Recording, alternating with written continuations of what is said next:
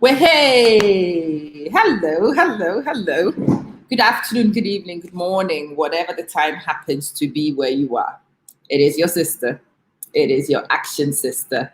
And yes, I bring you some goodies every time I switch on the camera. You know that, those of you who watch me now and pay attention to what I do know that I am on an education mission. I am bringing you personalities who enhance our knowledge. So yesterday we met again, James Kwesi Addison. It was a gift to those of you who bothered to watch. He came and he spoke about emotional intelligence and how to raise emotionally intelligent children. But we didn't really just focus on the children. We actually looked at parental enhancements and a lot of other things as well. Today, I am bringing you yet another legend. Legend. His name is Ferdinand Senyo Lawson. I will run the ads and I will run an intro whilst we wait for Ferdinand to come in. And then you will see why I am so excited about the personality we are meeting. Let's kickstart the show. And let's kickstart it with our usual intro. We will run the intro, introduce my sponsors as usual.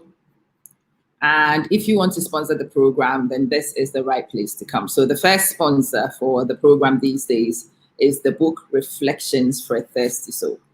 Reflections for a Thirsty Soul is written by a sister of ours. Her name is Antia Afoda Atobra. Antia wrote the book in her prep for 60. And so it's the kind of book that somebody writes when they've actually lived their life. It's the kind of book you write, not from youthful exuberance, but from living life and actually learning lessons. So you can learn lessons from Auntie, our big sister's point of view. It's a book you can get from Amazon.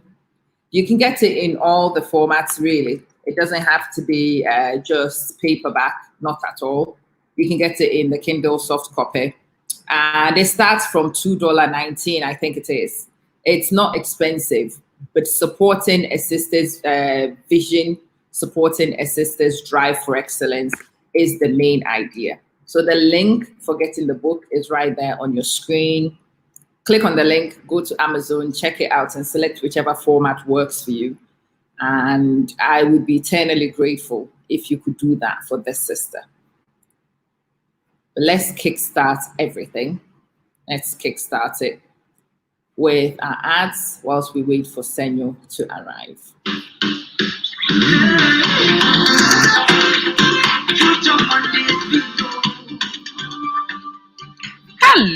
Hello there. Welcome to the Amma Manson Show. So hopefully you are not a stranger here. But what goes on here is education, definitely some empowerment. We add humor, information, and just a good vibe generally. It is not just a talk show, it's a live show. We talk about life, we unpick life, we find solutions to the things that stress us in life, and we make progress together. It is the Amma Manson Show, and my name is Amma, your girl, your educator, your motivator, and I kick your hind wherever we need to. Enjoy, invite other people to join in, and hopefully you have a wonderful experience on today's show. Let's get straight into things. Well, it's your brand, our expertise, and success. Welcome to Amma Manson's marketing publicity package. We offer you interesting services which allow you to get your brand noticed. We will bring you to the digital space, whether you are personally ready or not, to increase your reach much better than traditional media. We are a company with many years of experience, and we bring those to digital media to help you represent your brand and to market. We do social media strategy, social media management, social media setup, brand analysis, where we help you create awareness of your brand perception, where we let you perceive your brand, compare your brand to similar ones to see performance. We help you expand your reach using our analytics. We help you showcase your previous work. We help you appeal to the new market. We increase your online presence using digital campaigns. Your reach increases, your engagement increases, your experience is integrated, and we do a lot of things for specific niches, including authors. It is all about the sociology and physiology, not necessarily about technology. And we are a close-knit group which work together to get you your outcomes. Get in touch with us if we can help you market your product. For example, this could be yours, your product right here on our program, showcasing your skills, your uniqueness for people to see, explaining the relevance of what you do. Do you get it? Very unique brand representation, letting people not just see what you do, but reaching a discerning audience who are very likely to be your clients once they understand. My audience are discerning. They are not followers. They make up their mind based on good information. Come on, let's do this together.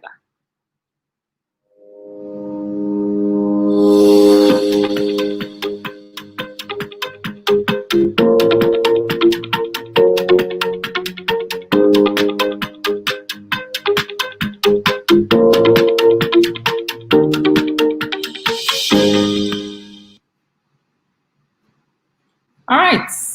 Hello again. Welcome to the show. So I have an amazing guest to introduce to you. In preparation for the guests, I would like a little bit of an intro to show you what personality we are meeting. His name is Ferdinand Senyo Lawson. And let's kick off with a little bit of an intro on Ferdinand and his works.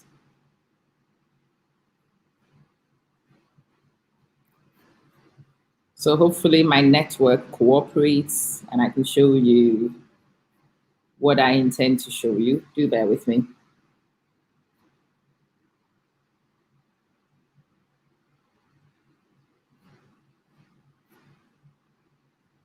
All right, there's a little bit of a lag. When that is ready, I will clearly show that to you.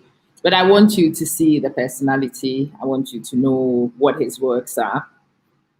I want to help us all work out. This in our lives as leaders. Okay, so let's do it that way.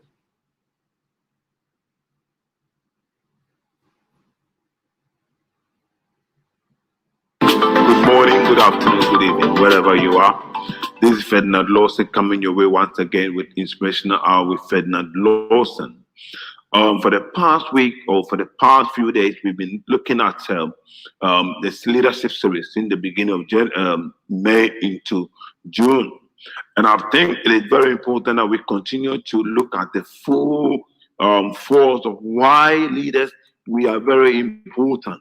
You know, I did mention that we look at the qualification of leadership. To become an effective leader, there must be a qualification.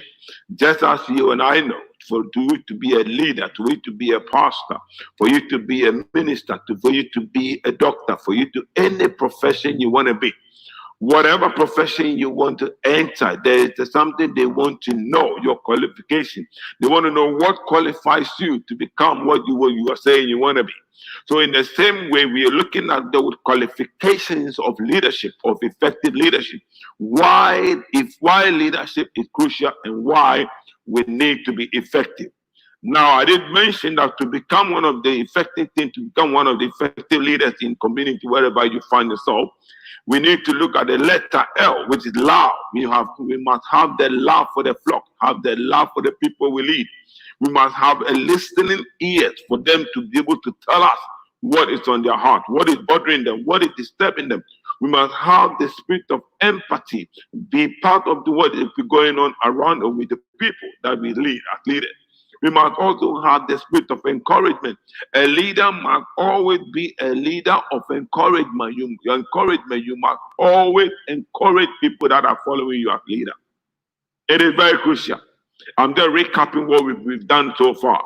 We look at accountability. and how we leaders, we are accountable to God. We are accountable to the people we lead. We will never come to a place to say that I am not accountable to my members. You are accountable. We are accountable.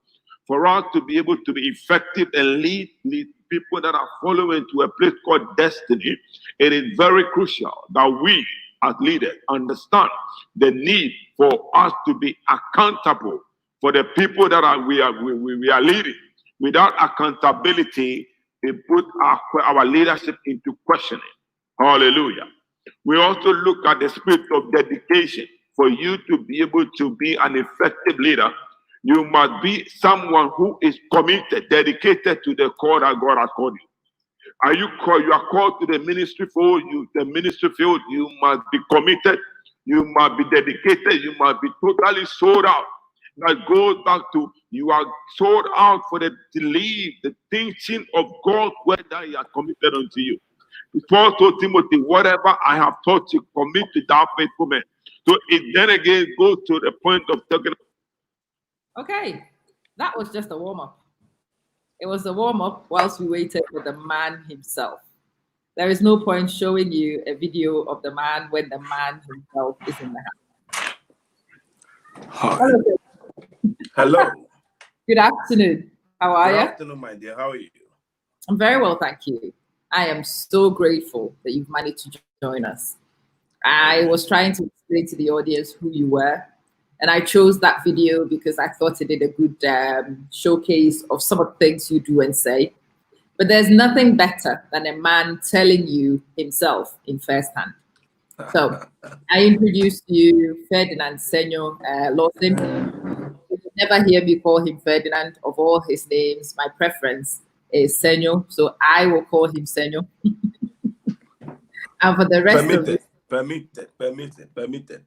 Thank Permission you. granted. Thank you. I'm very grateful. So I will refer to him as Senyo. If you prefer Ferdinand, go right ahead. But I will let Senyo tell us a little bit about himself and the things he does. So somebody sent me his credentials. So before I called him, I was expecting a 70-year-old man. I've got to be honest. I told him so on the day. I was not expecting one so young. I thought he would be a much older person because the list was so long. It almost looked like a lifetime accomplishment, not a work in progress. And so, yeah, I'm absolutely fascinated. Senyo, tell us a little bit about you. My audience have never met you before. Yeah. Well, it's an honor to be interviewed by you. I've heard of you, and I know you do very great work out there. Yes. God bless you too for your good work that you're doing. And on behalf of my friend Addison, I would like to say thank you for the great work you are doing in Dubai. Pleasure. And we pray that one day we will meet up and then do a better program than ever to change life and destiny at wherever you are. God bless you. Amen. Now, I mean, as I told you last time, I don't like talking about myself. I hate talking about myself. So I'll throw that back to you again for you to do the introduction yourself. I don't like talking about myself. So I throw it back to you. I will never change that. So you go ahead and do the introduction and let me come in. Thank you. You know what? I will try and introduce you, Senyo, but I feel sometimes it's better to hear from the person. But yeah, talking about yourself is a bit uncomfortable, isn't it? It's not easy. So let me tell you a little bit. No, you made me. You even made me sweating. I'm even sweating already. Right. So let me read a little bit from his bio. I think the bio is the best place to start with. So Senyo is obviously Ghanaian. Yeah. He is a graduate from Sussex University, and he graduated with a degree in public health and social care.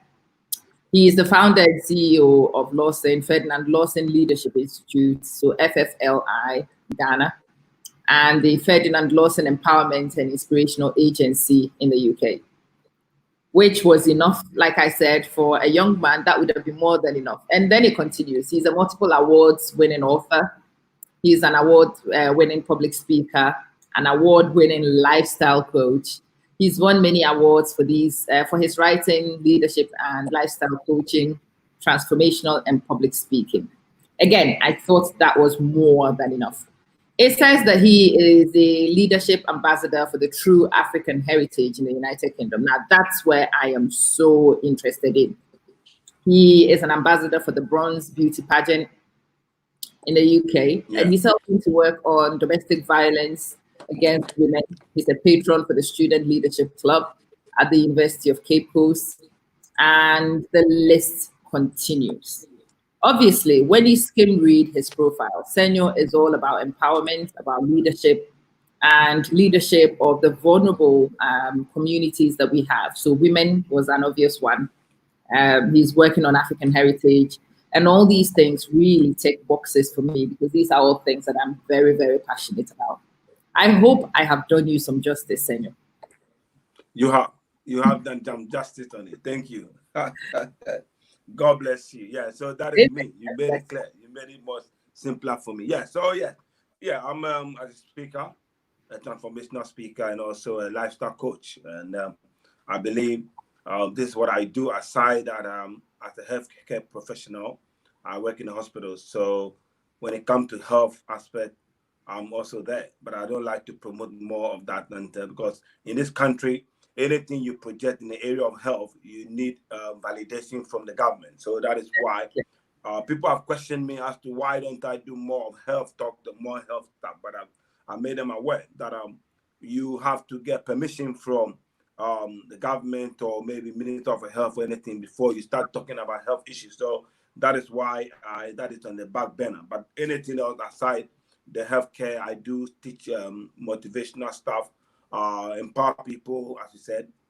My focus is to change people's way of thinking, the perception about life. Life is dynamic, and if we want to become people of influence, then we need to get into that dynamism to know that life must move on. So you don't become somebody who is static, or somebody who stay where you need to keep moving. That is why I keep moving. All right. So I have a few friends I need to warn you about. One of them is this character, Blessed Beyond Belief. This character is a problematic character of mine, one of my favorite problematic characters. She will be asking you loads of questions, and I'm so glad she's here. She says LBNC. Asumesi, what is LBNC? I don't even recognize the acronym. Senyo, do you recognize LBNC? Is that London Borough or something? I don't know. I think so, but explain it, my dear.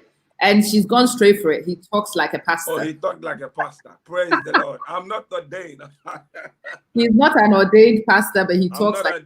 I would say I'm a lay pastor, yes. I'm a minister. Or maybe she is a prophetess then. Because she seems to be... Maybe yes. Daniel, I want to start from... I know we will talk about motivational speaking and all sorts of things, but I like to bite the bullet at the start. I want to talk to you about Black Lives Matter. Because it's right now. Everybody's talking about it. And I think motivational speakers and life coaches and public speakers have ourselves to hold accountable for either going forward with a community on this agenda or watching it die like normally happens when something flares up. So Black Lives Matter, let's start from your perspective. What does that mean to you, Senyo? What does Black Lives Matter mean to you? Do our lives even matter? I mean, that's a very important question, depending on how things are unfolding. Now, I would say Black Lives Matter. What does it mean to me? It means to me that we must value life. Life must be valued. Black life must be valued, respected, honored, and be seen as part of human being.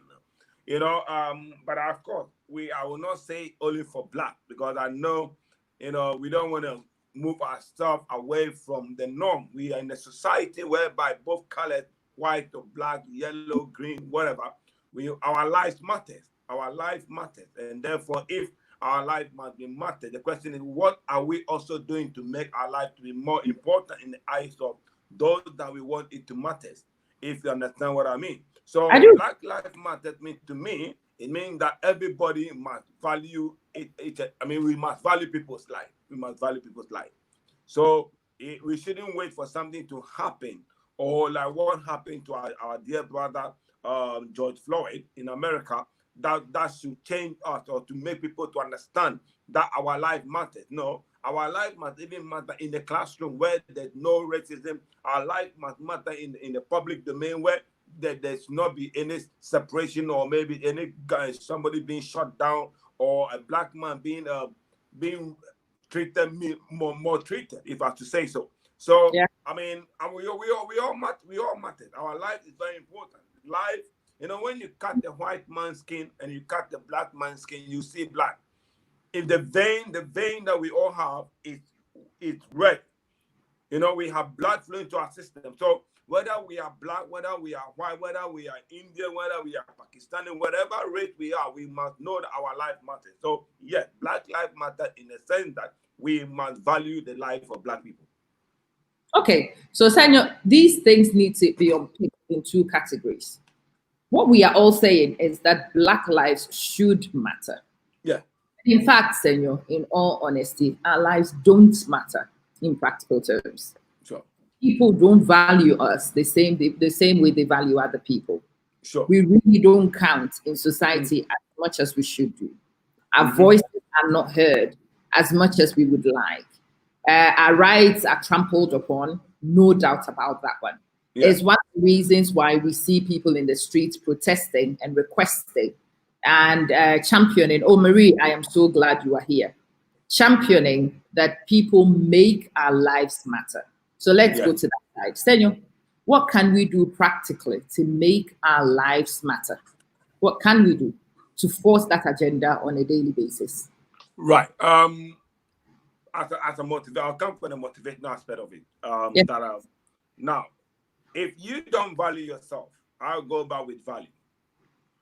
If you don't value yourself and then put honor on yourself, and then you go about doing things that is not expected of you, obviously, no, you will not be respected.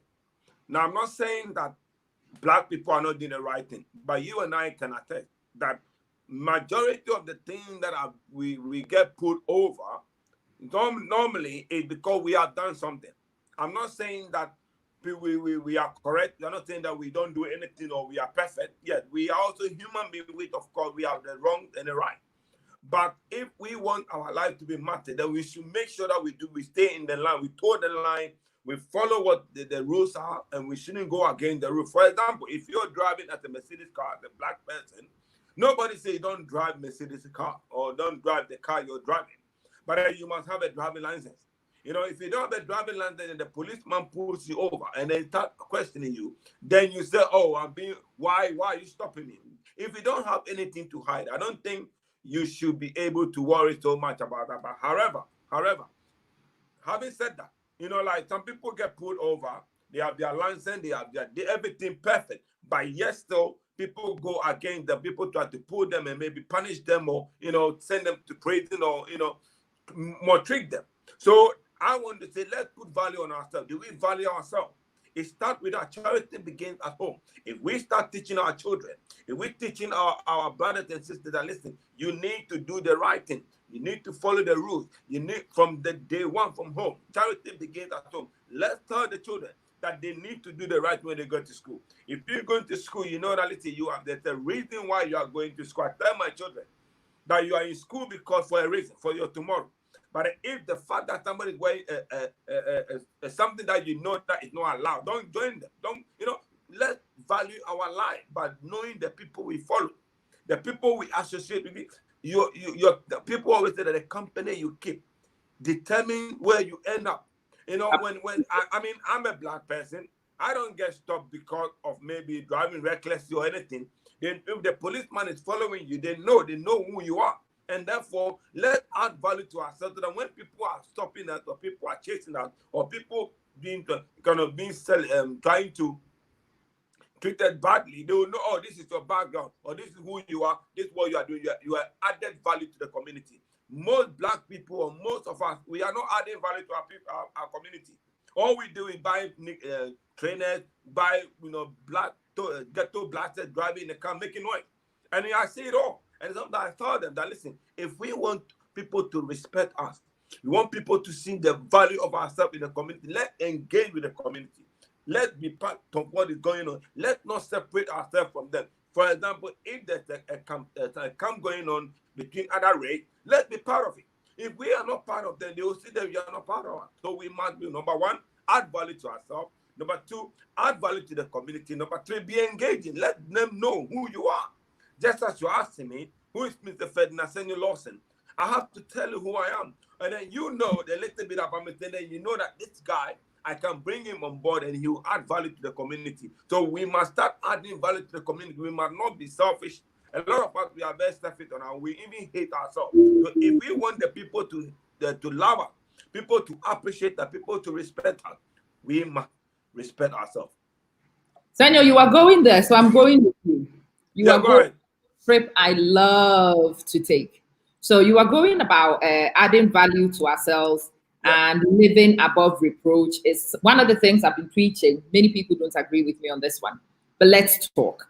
So he talked about driving and making sure you've got everything in place. You do have your license, your car. Yeah, that's an example, yeah. And every time the policeman stops you, I've been stopped a few times.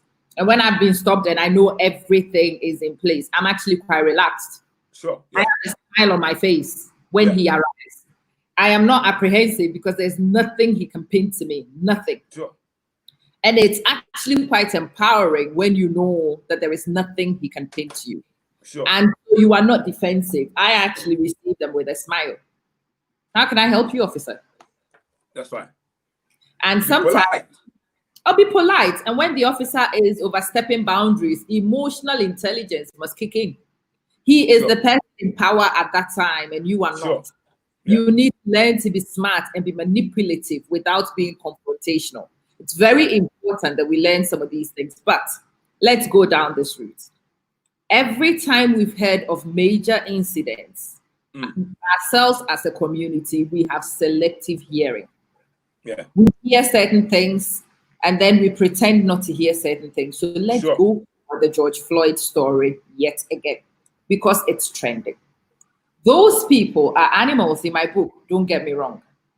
They do not deserve to live amongst humans. They belong behind bars and they should be there for a long, long time. They don't belong in law enforcement agencies. Their licenses need to be revoked, blah, de blah. I am on board. But what I'm saying is, the selective hearing part comes from here, Senyo. All of us heard on the news item that this whole thing started when a $20 bill of questionable nature was presented. Yeah. Now, that side of things, we are not discussing. No.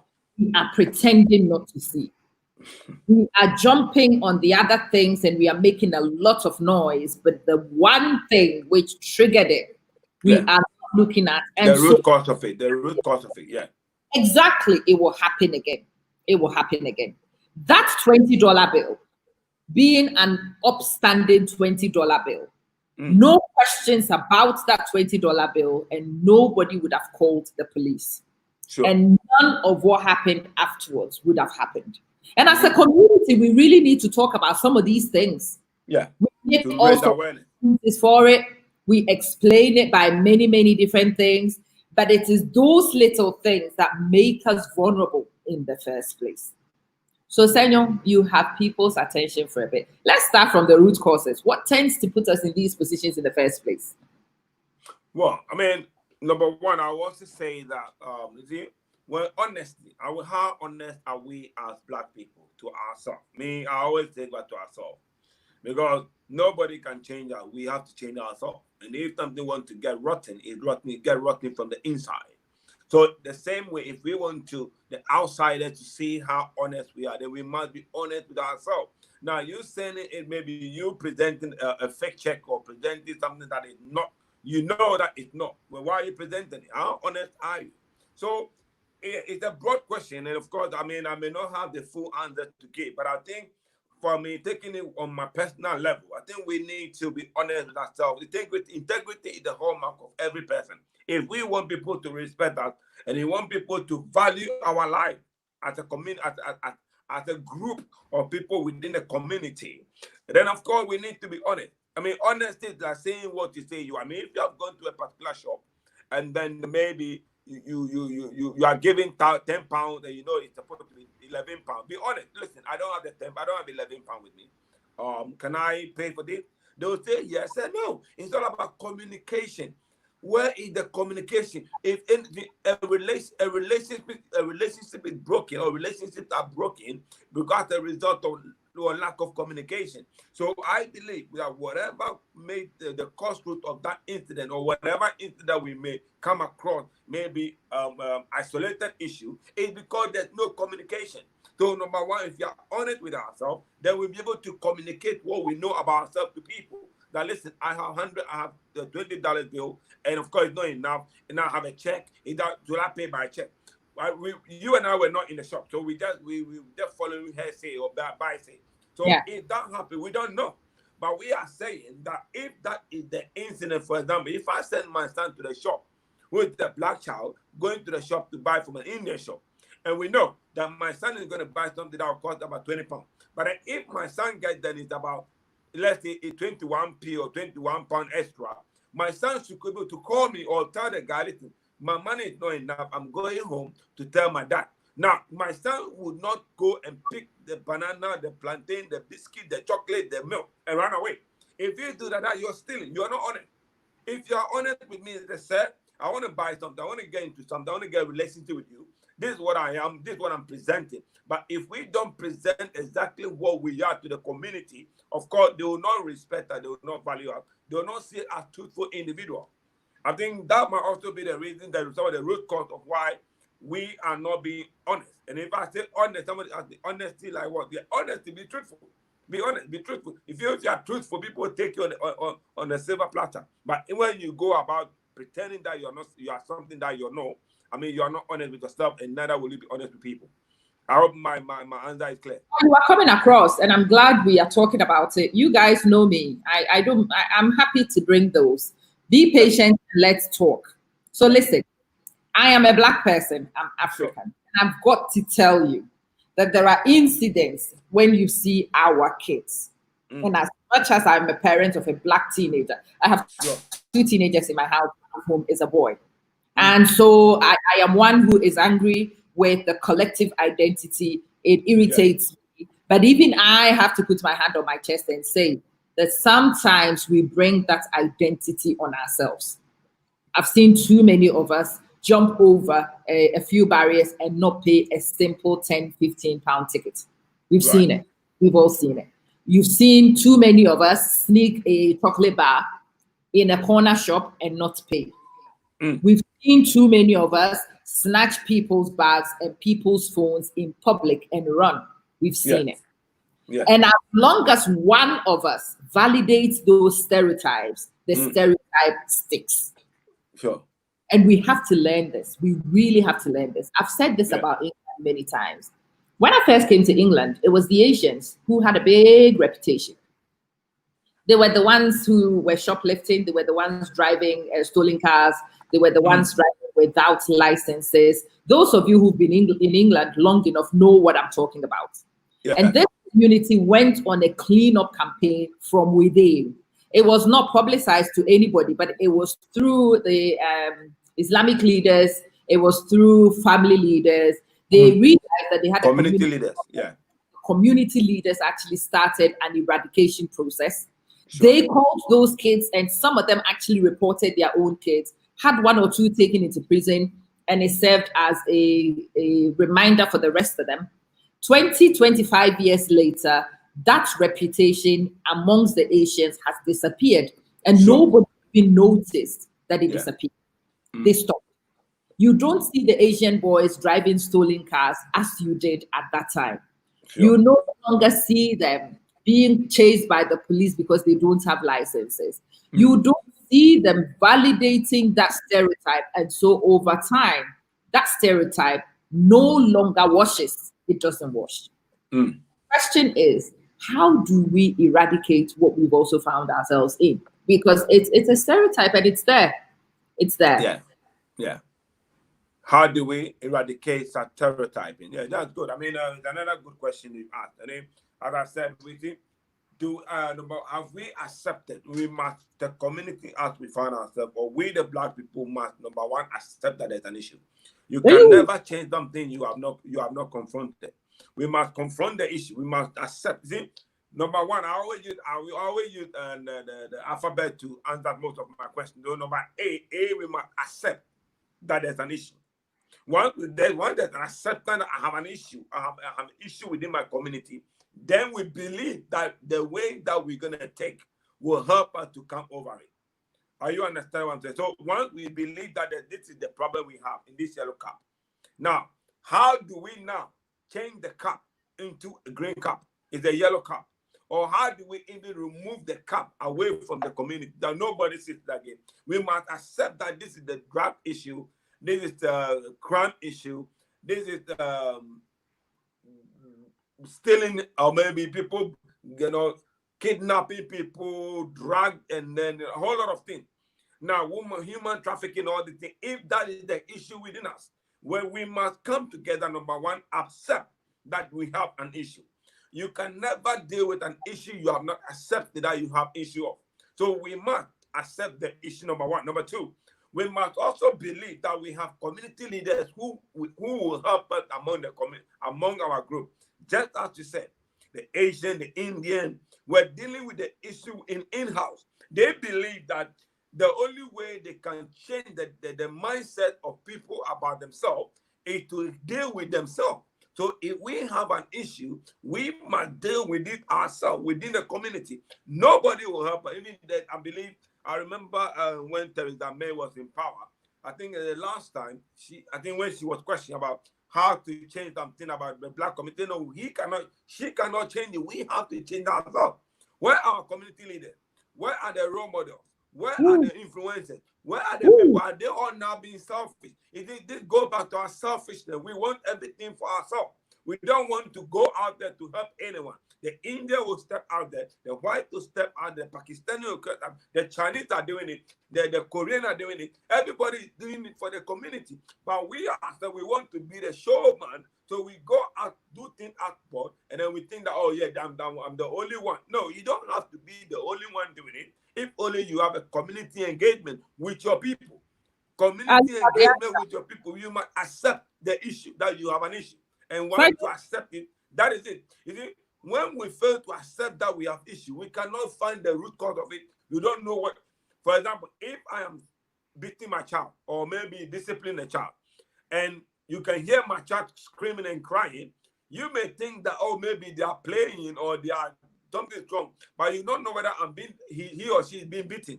Now, until you get into the house to find out, sorry, oh, I'm sorry, I'm sorry for the child, please forgive her. You wouldn't know. You would just make an assumption that, oh, maybe they are playing, maybe they are jumping, maybe somebody's beating them. But at the end of it all, somebody's life will be lost. Now, if that happens, then we come to the media, oh, a black life was lost, black on black. Why do we hate ourselves? I've never heard white on white. On the street of London, I've never heard Chinese on Chinese. But there's a slogan called black on black. Anytime there's a crime, anytime there's a drug issue, anytime there's a gun-related issue, anytime there's a knife-related issue, we are always on. Why are we attacking our own when we can stand together? So, number one, we must accept that there's an issue. We must believe that we have the solution for ourselves, and we must come together and build. We must stand together and build. You see, a city cannot stand alone when it's divided. We can only stand together when we are together, when we are one mind, one focus, one mind, one agenda. We have one drive and we drive it through.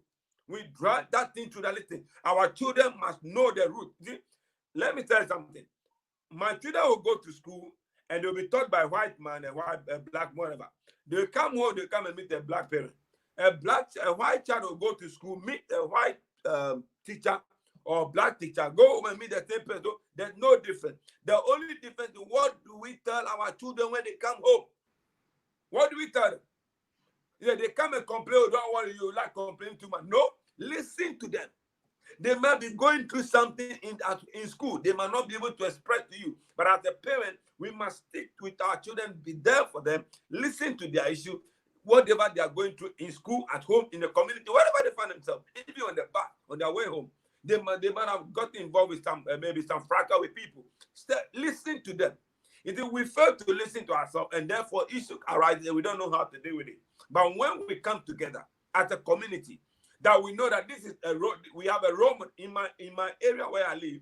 They made me a role model for the young people in my community. Yes, I've taken that a responsibility that whether they are white, green, black, yellow, I am there to influence them, to let them know that their life matters by going to school, learning, and becoming somebody in future. Now, that are we telling our children that they need to go to school and become and forget about JD, forget about Tupac Shakur, forget about those guys who are yo-yo. I mean, we call it yo-yo, like bling bling. They dress anyhow, they wear hoodie when it's sunny. These are the things we need to teach our children. I believe when we're in Ghana, these are the things that we're taught. But what has changed in our community now? We hear wrong things happening in our community, not because there are no solution, because we have not accepted the fact that there's an issue.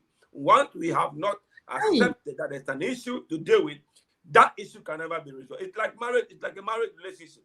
If your wife doesn't accept that he or she is in trouble or the one causing trouble, the man doesn't accept that he's a drunkard. Of course, you can't tell a drunkard that to stop drinking when the drunkard doesn't know that he's drunk. You can't correct somebody who doesn't, who hasn't accepted the fact that I am wrong. How can you correct somebody like that? We, our community, we don't accept the fact that we are in the wrong, and therefore we want to showcase ourselves. We are apparative. We want to, the resume. We always want to attack people because we want to show off our muscle. We don't need to show muscle. We need to show brain.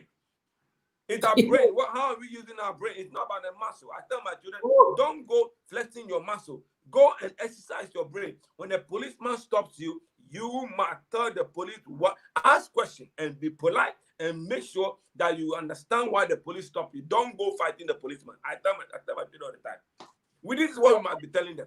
We must come together to mobilize. We must come together to unite. We must come together to build the black community. We can do it. We can do it. I know we can do it. We must start from somewhere. Start from your home. Tell your child, when your child is misbehaving, listen, this is unacceptable behavior. Your child comes home and pull it down the trousers. Oh, you say, oh, my boy look cool. He doesn't look cool. He looks silly. Tell him. And let the child go out and be upset that my daddy called me silly. That way, you are treating, the Bible says, bring up the children the way they should go. And that applies to our community. If we don't tell our children, the young ones, if they are growing, you see, there's a saying in my language, the Ghanaian language, that when someone is walking, the person doesn't know that the back is burning until the person behind you. The children must be molded in the way that when they are going straight. They are focused, they are determined, they are committed to their cause. They go to school, they say they are going to school, they are in school. Not that they say they are going to school, but they're in a club. No, they are going to church, they are in church. So you tell them that we started with the honesty. Everything we must be honest with ourselves to accept our issues. There are many issues out there, but how do we deal with it when we have not accepted it? If you are sick and you come to me as a doctor and you don't tell me the truth. Oh, that doctor got headache. When you know you got leg problem, I'll give you paracetamol for your head. Meanwhile, you are not able to walk. We must be honest with ourselves and be plain and accept each other, work together, come together, mobilize, and build the community that we are in. Nobody will do it for us except we do it ourselves. Senyo, you are throwing bullets, and let me show you some of the responses. Angelina, accept what issue? It's the devil's fault. It's not us. It's the white man's fault. It's not us. The community hates us. It's not us. It's racism. It's racism. It's not us. It's everybody else, not us. What are we accepting against it? We know whose fault it is, right? Yes. So you want me to answer that? Yes, please. Go right ahead. No, look, me, I'm a Christian, but I don't believe in foolishness.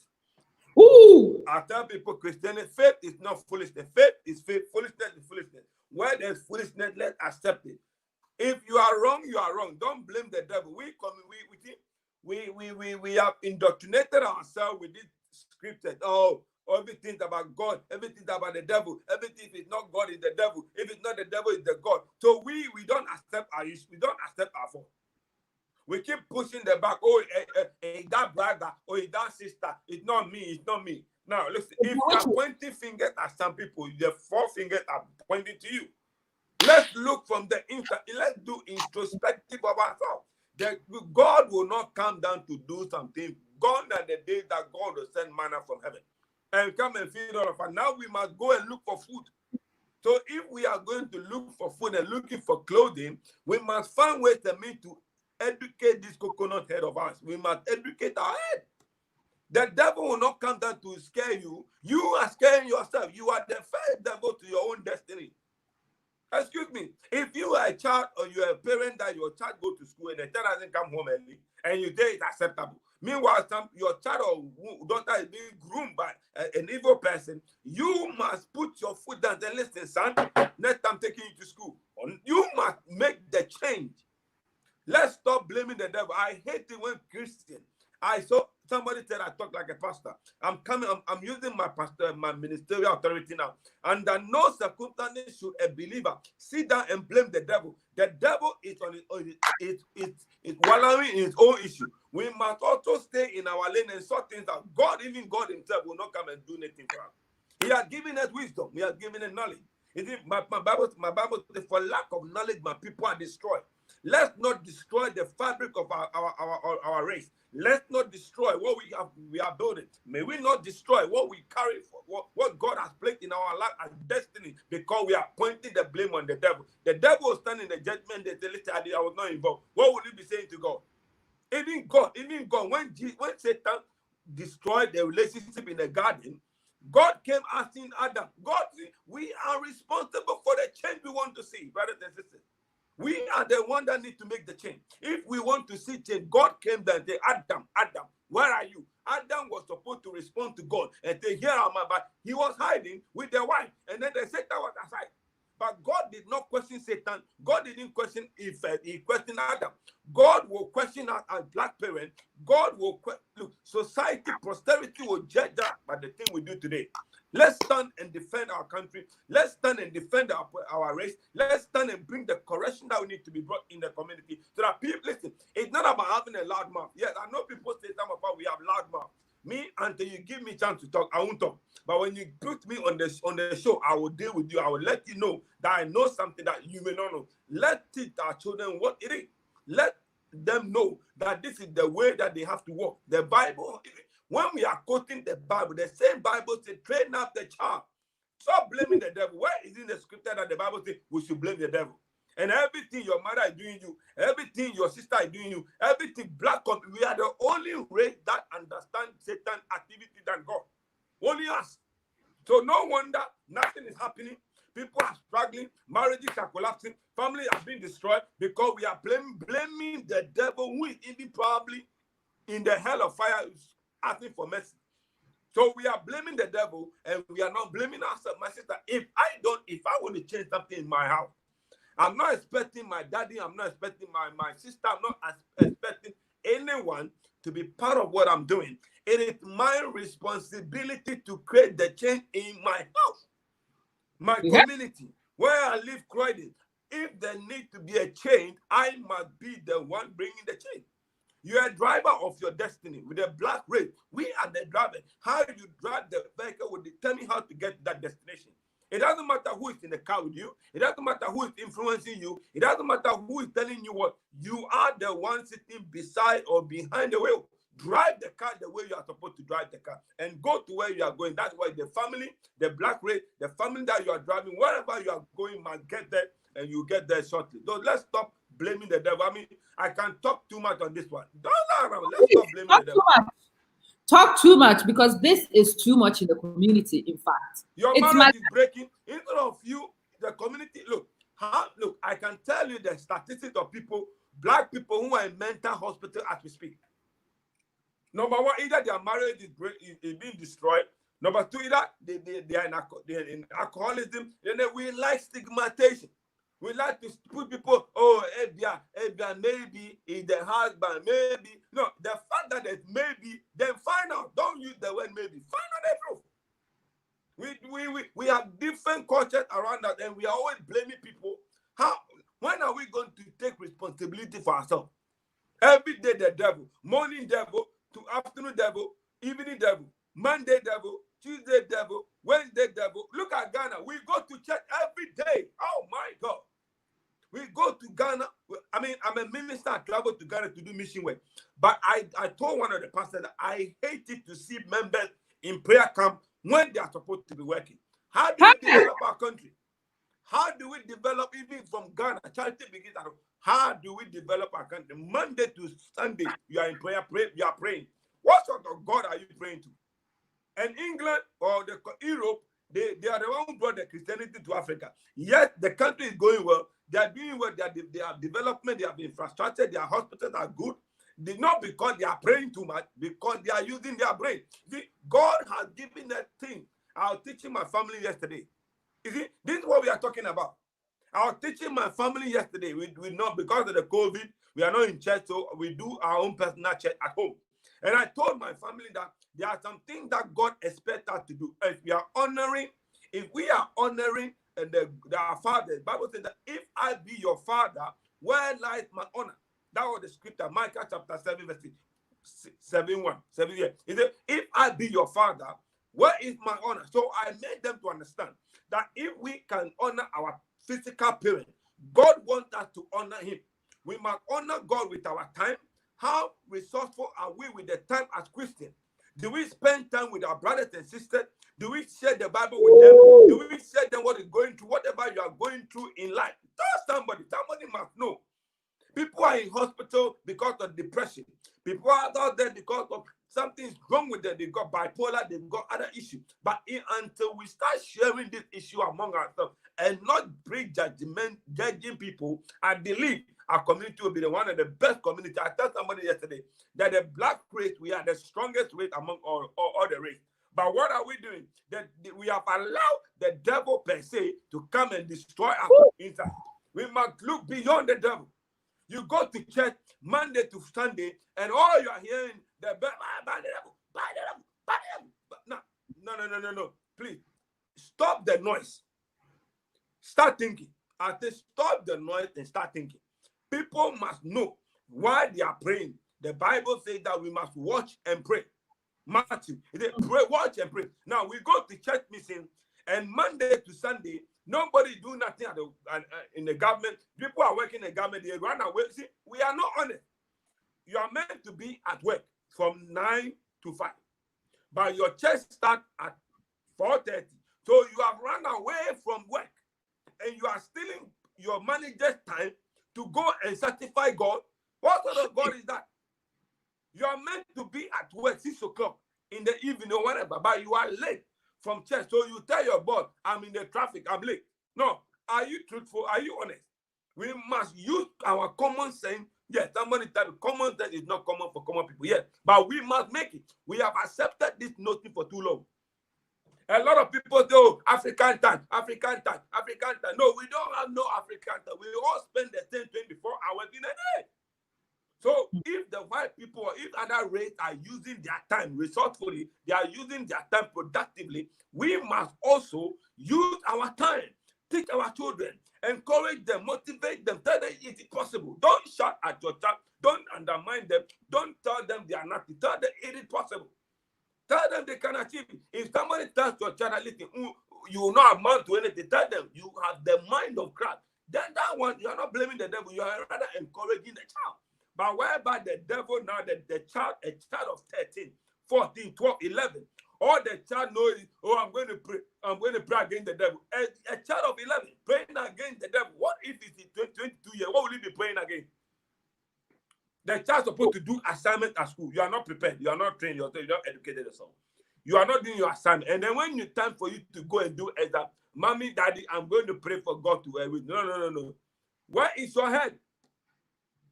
Bible says you must train yourself.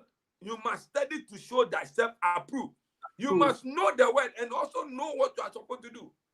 As a Christian, we have adopted. I'm so sorry that this thing, we must get rid of it. We have accepted that notion that everything is about the devil. Everything about the devil. I'm sorry, the devil is not in the question. Check yourself. Examine yourself. See what you are also doing that the devil is coming to you. The devil doesn't attack you because you have nothing doing. If you have something doing, the devil has no time for you. The devil himself has no time for lazy people. The devil himself has no time for lazy people. The devil has no time for lazy people.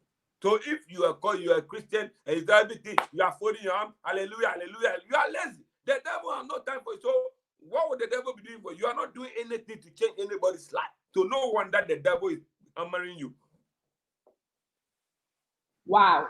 Senyo says the devil has no time for lazy people. So if your problems are from laziness, no, it is your fault. He gave us an alphabet. He started from A. A is acceptance. Acceptance of your part in something. Sure. Acceptance that it is due to you. Acceptance that your action or inaction causes the problems that we see. Acceptance that as a man who fathers 6 children, leaves them in individual homes, works full-time, it's not possible for you to see each child every day. Yeah. Cannot be raising 6 children in 6 different households at the same time. The children will not get the best of you in terms of time. They might not even get the best of you in terms of resources.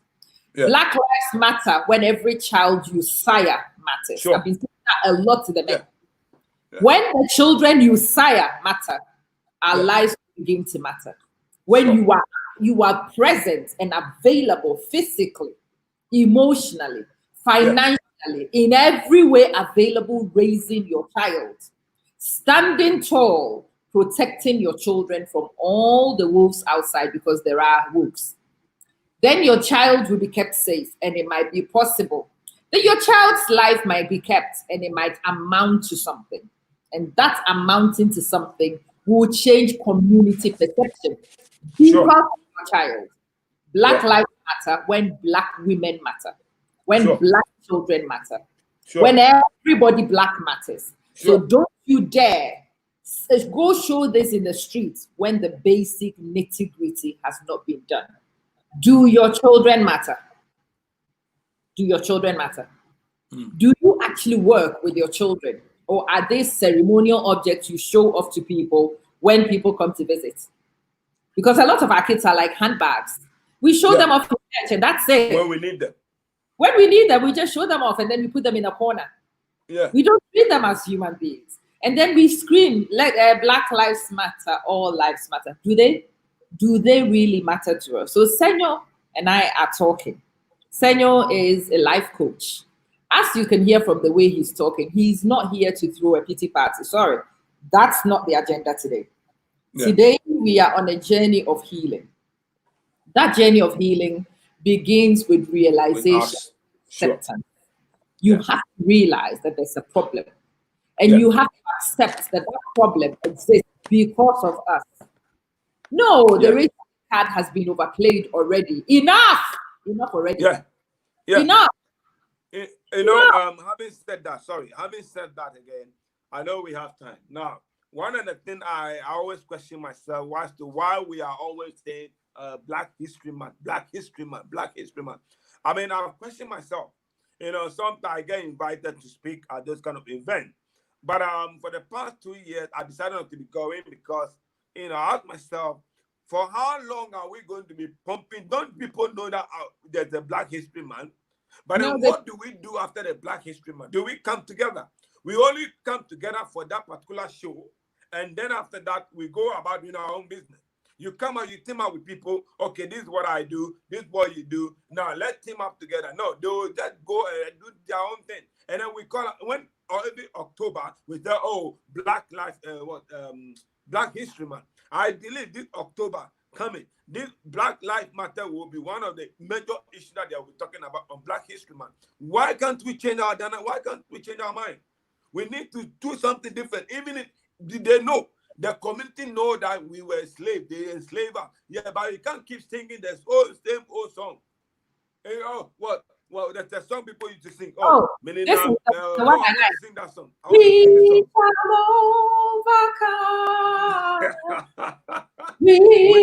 shall overcome. And the second part, overcome is now. We shall overcome someday. No, when will someday come? It's now. When will it come? When will it come? Yeah, we think my grandmother we are here blaming the white. Oh, they stolen our gold. On how long were you there when they stole the gold? When did you see it? If they stole your gold, what did you do about it? Now you are saying we shall overcome. We will overcome. No, we have overcome. But you can only overcome by transforming your mind. Romans chapter 12, verse 1 to 2. They be ye transformed by the renewing of your mind. You see, until your mind is renewed, there's no transformation of life. If you want to have a transformed life, then you must first renew your mind. Change your way of thinking. Change the way of reasoning. Change the way you see things. Change your perception about life. And then life will not be pity. Life will not have you in pity party. But you can have access to life and enjoy life. Let's stop blaming the people that, oh, they've stolen me. They have stolen it, fine. Now you have identified. What will you do? You can't do things. You can't do anything about it. But what you see, you can't change people, but you can change yourself. My God. Transform your mind. Change your thinking. If you know they have stolen your gold, they have stolen your diamond, they have stolen your cocoa, whatever they have stolen, yeah, that is fine. What is left? What are you doing? What is left? No, they have not, at least they have not stolen everything. They have not stolen you. They have not stolen your mind. Your mind is there. You can only change the community you find yourself in as a black person or black child by changing the way you think. If the transformation of life begins in the mind. You want to sleep in the mind. You want to run in the mind. You want to cook in the mind. You want to whatever. You want to even have, excuse me, you want to have sex in the mind. So if you are not having sex in your mind, you cannot have it. Senyo, Are you understand what I'm saying? No. Senyo, wait. Please, wait. Wait. Pause. Are you suggesting? Thank you. Are you suggesting that it's not the devil making me have children with Ajwa, Ekuya Kwesi, it's not the devil. It's the devil. Oh, I go to Ajwa. As I'm chopping Ajwa, no, I will see Abna. And then I see Abna, no, I want to chop her too. So I go and chop Abna. No. It's not the devil. It's you. The devil, because it's you. It's you. Not you, Adama, but you. I chop Abna one, Abna preg. Well, it's the devil. I only chop one. No, but the devil didn't put your trousers down. But the devil made me see her round buttocks. No, you see her round buttocks. How did you see your mind? Your eyes. Close your eyes. It was the devil which was showing me. I know it is not easy for some people, but let's be realistic. We are talking a real thing.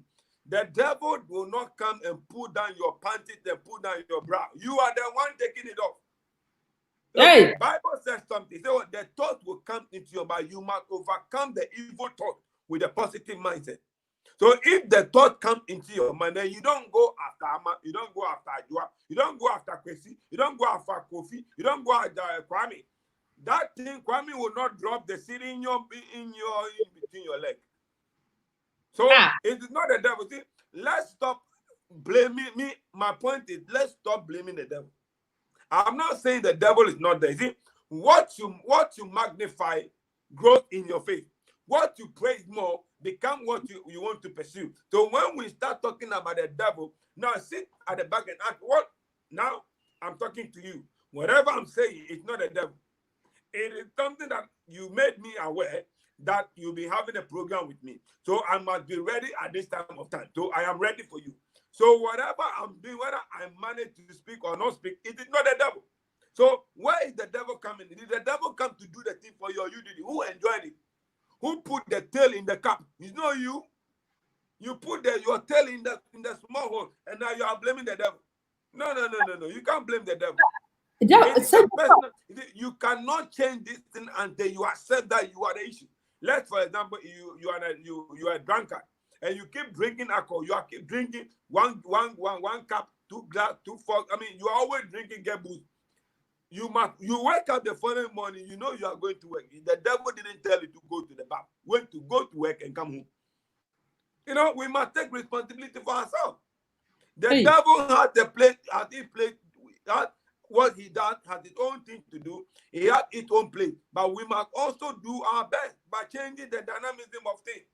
You can't keep telling me that you don't have money because the devil didn't let you work.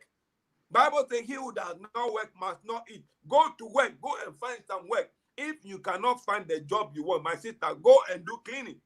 Go and help somebody. Go and be useful. Go and help the community. Go and keep yourself as somebody who wants to support people. And then they will pay you, you feed your family. Don't tell me the devil is the one that is making you not to feed your family. The devil is not giving you money. The devil doesn't pay anybody anything. The Bible says for the wages of sin is death. The wages wages of sin. The sin itself is God will pay you. Satan will pay you. God will also pay you. So that one you have sinned. But when you are not going to work and you have seen a small girl you are chasing, the devil didn't move your car, got you in the car, drove you on the motorway to go and see that girl. You went there by yourself and you know what you are going to do. So why are you blaming the devil? Take responsibility. So that will stop you from going there. So every day you are blaming the devil because you have 2 girls, 3 girls. I mean, you are jumping women and women. You may thinking that the devil is doing you. You are doing yourself, my sister. You as a woman, if you know that a man keep coming to you and you have a record, you don't allow such a woman to come into your life. So are you telling me you are blind? You are blind to see the man coming? Did the man push down your panty without you knowing? Whatever the man did to you, didn't you feel it? Didn't you enjoy it? You enjoyed it yourself. So why? If you claim the devil is the one, why are you enjoying it? Then don't enjoy it. Well, not once, not twice, not thrice. All the time, the man is coming, you open your Jerusalem gate and you are saying that, oh, hallelujah, hallelujah. What are you talking about? Hey, Senyo. Amen. Hallelujah. Senyo, this heat is hot. This heat is very hot because this whole thing, it's challenging because we only chopped one and then the woman prayed. So it's her fault now. No? Who dropped the seed? Hey, but it was only once. Okay. I like your seriousness of the one. See, my girl said, may your finger not be chopped with one. May your finger not be chopped. It was only one. It was even an accident. Oh, okay. Now, I think one mistake we understand, but second mistake is deliberate. Really? But even the third woman we also met, she also did the same thing. And the fourth one did the same. All the women are bad. It's not us. I mean, I don't be, well, I don't, they can have that perception, but me, I'll put that straight away in their face. It is not the devil, period. No, there are some cases, let's be honest with ourselves. Let's be honest. There are some instances whereby you are married, you have a relationship with somebody, and things doesn't work, or things are not working. Now, you have moved, sometimes you move out of that relationship thinking, hoping that the next one will be better. Then you get that there's a saying that from fry pan to fire. Now, I will not use myself because I don't know, I don't want it to happen. But if somebody, a friend of mine, if somebody is a friend of mine who is going through this, for example, first marriage didn't work. Second one, I'll tell the person, my friend, settle down. Stop this run around. You must settle down. Then because what you don't want, because if the first mistake is a mistake, the genuine mistake, but the second and the third one, dear, you know. That is why, my sister, I keep saying that whether it's the family relationship, a friend relationship, a business relationship, whatever, with the Facebook relationship, we have responsibility of changing what we want to change. Now, having said what I've said, Dr. David Oyedepo, I'm sure you know him from Udience. David Oyedepo said something that, listen, I choose you as a friend. So what's wrong if I don't choose you as a friend? No, I made you as a friend thinking that you're going to be a good friend to me. But now you are not a good friend. I have every right to choose you. So he said to her, choose your friend. Don't let your friend choose you. Because when they choose you, they'll determine the terms and conditions of your life. And who you are allowed into your life determines where you get to. You see, I always come up with this statement that your association determines your acceleration in life. Where you will be tomorrow is because of the people you've allowed into your life. If you've allowed the woman into your life, the woman may destroy you. If you allow religion will come into the religion will destroy you. Anything you have allowed into your life that you have not taken control of or control over can destroy your whole life. We have allowed people to destroy us simply because they are taking us for granted. And when we do that, we then blame the devil. We get broken heart and we blame Abozana. You go to a pastor who will tell you to come and buy Coca-Cola for anointing oil. Come on. When are we going to wake up, African Ghanaian? When are we going to wake up? Our friendship will determine how far we get to in life. Who are your friends? Who are your, not everybody following you is your friend. Not everybody following you on Facebook is your friend. Some are watchmen, some are watching, some are monitors, some are people who are there to spy about your progress. Not everybody you must open your big mouth and tell them your dream.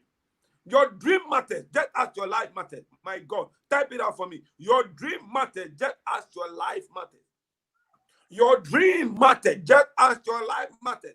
You carry potential in the inside of you. You carry dream, you carry nation. Not everybody must know what is in the inside of you. That is why God gave us the teeth, that it can be a wall against our tongue. The tongue is loose. The tongue can say many things. But when you put a gate around your tongue, you will not lose, it will not expose you to tell the dream to people that does not matter in your life.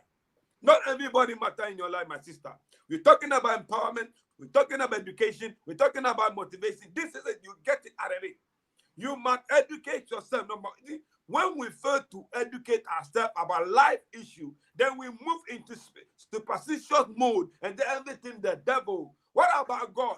When God says, "Here thou a man be diligent," God expects every child of his to be diligent and be serious and be studious.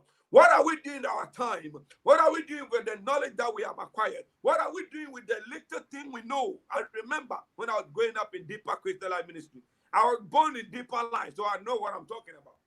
We were taught, this little light of mine, I will let it shine. This little light of mine, I will let it shine. This little light of mine, I will let it shine. Let it shine. Let it shine. Let it shine. Excuse my voice. This little light of mine, I will let it shine. When I am in darkness, the light might shine. When I'm in the light might shine. Whether I'm in front of a lady, my light might shine. If I am in the among men, my light might shine. So we are the light of the world, my sister. Every child of God, every believer, every individual must know that he or she is the light of the world. The Bible says that if the light does not give the light, what is the value of the light? If the sun does not give it taste to the community, we are meant to bring change and transformation in our community. Whether we are black, white, yellow, green, we are human beings. We carry the grace, we carry the knowledge, we carry the mind of God. We must step out there to bring the change we want to see. Let's produce, let's be productive, let's be useful, let's be community engaging. We let's engage with our community. Nobody will value you until you value yourself. They may deprive you of something, but they cannot deprive you from thinking. My God. The word may deprive you from what you want to say, but they cannot deprive you of the way you think. You carry your head because of the way you should think. I don't carry your head, neither do you carry my head, but you carry your head and you are responsible for what you use your head for. Those who go ahead, think ahead. Those who stay where they are, stay in the same place. Even when nude photos are sent to your inbox, yes, if you want to open it or not, I get them, I don't mind them. Look, there are many attacks that will come to you as an individual. There are many things that will flow to your mind, even your personal mind. Maybe you are a man, you're having heart that you want to go and masturbate. The thought will come, but you don't yield to the thought. But they yield not to temptation. Are you with me? So even when the nude photos are sent to you, it is you who have allowed it. They didn't send you once, they didn't send it twice. So you must tell them, stop it. I am not the candidate. My inbox is not a dumping ground for those things. Tell them. I'm responding to the question, blessed, beyond belief. Yeah. You know, and what Senyo is saying is bang on the money. And let me tell you this thing. When I first came on Facebook, you know the usual pictures and stuff that people send to you on WhatsApp. Yeah. The little child being molested or somebody being... I don't like it. I hate it. Well, I don't like it, but when you send it to me, I will call you out. And even in the groups that I belong in, when you bring it, I will call you out publicly. And so over time, after 2 years of Facebook, these days, nothing comes in my inbox. Everybody knows it's not welcome. So it doesn't come. Your mind must be a sieve. You must sieve what comes through your mind. You must you determine what comes into your inbox. They didn't just send it because you look cute. They might have seen something that you have introduced to them. That's what it is. Iron sharpened iron. And Bible, the two cannot work together except they be agreed. What have you introduced to that individual for the person to send you that picture? What are you also been sending to the person? So if the person doesn't know, the person knows that you can't do it. Look, you cannot send me.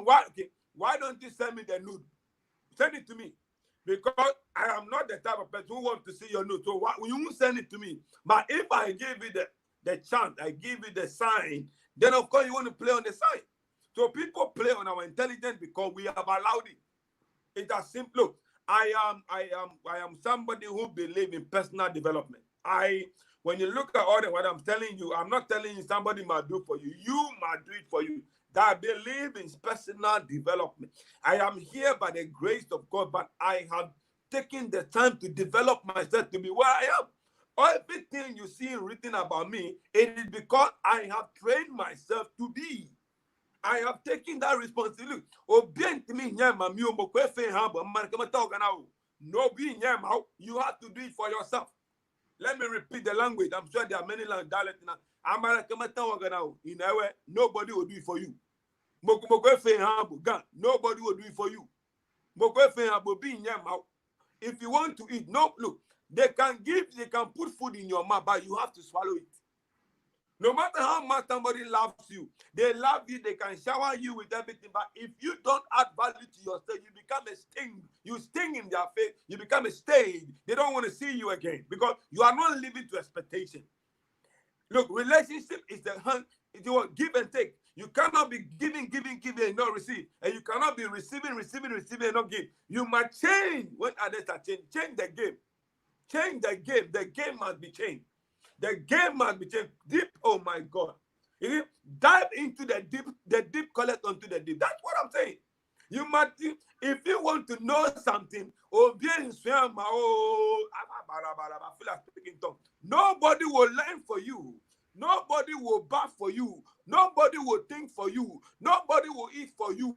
Nobody can see for you. You gotta see yourself. How do you see yourself? And I mean, they don't respect me. And wherever I am, my race, they don't respect me. No. Do you respect yourself? Respect is not end. Respect is not given. It is end. You must work for it. I am respected for what I do because I am working for it.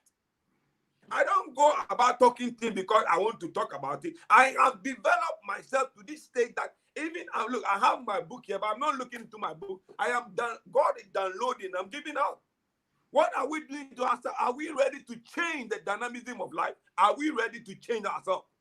If you want people to change the way they are, you got to change yourself. You got to transform yourself. You got to renew your mind. And when your mind is renewed, my sister, everything around you will change.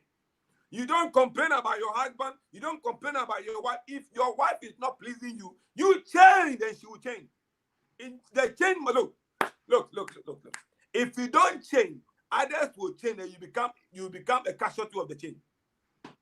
If you don't change, oh my God, if you a husband, if you a wife, if you a child, if you a teacher, whoever you are, if you don't change, others will change and you become a casualty of their change. Many people are casualty of people change. We have changed. People are changing because they want to change. If people want to make progress, you can't hold them down. If you're not happy with your husband, your husband is not happy with you, instead of you changing what you need to change, you are blaming your husband.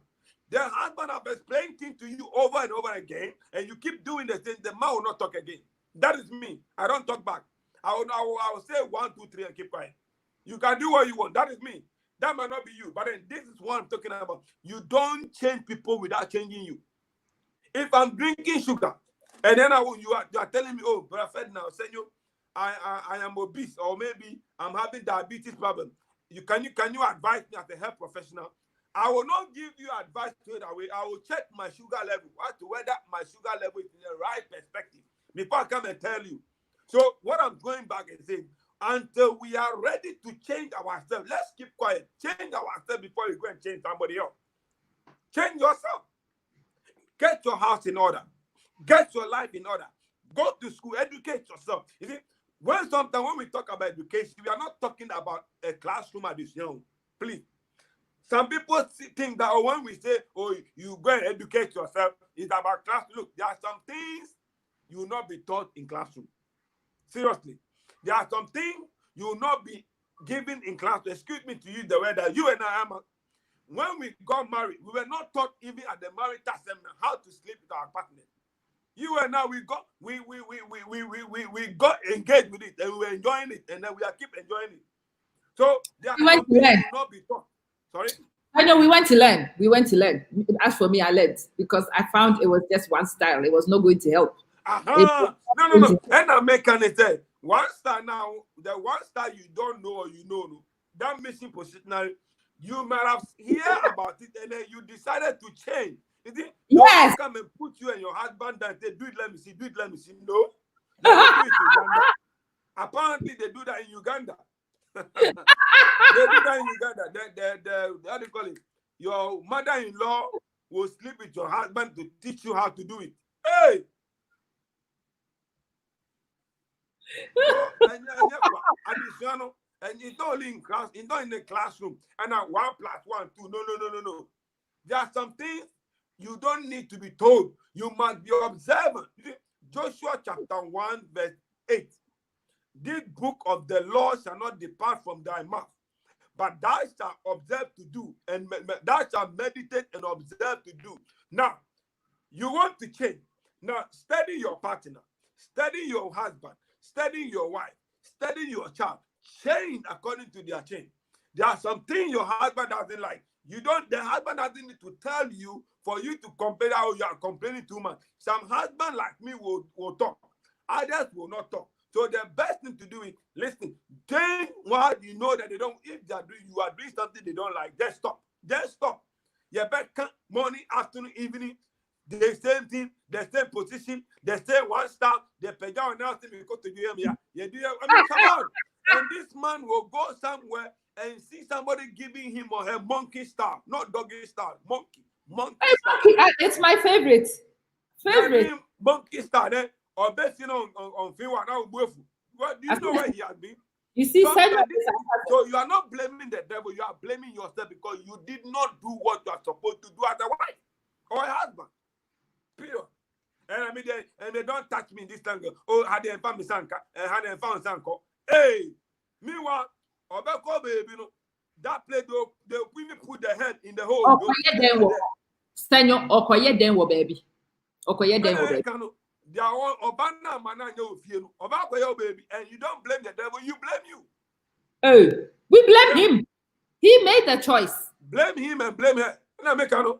Yeah, because he made the choice. But what? Remember, we are talking about the root cause. Then a man okay, my baby, my bad Dubai. My baby, let's say we are in a relationship. Now my banawa, my baby, both physical food and then other food. And then you expect me that I should just sit down there and accommodate. You are driving your husband or wife out of the house, not the devil.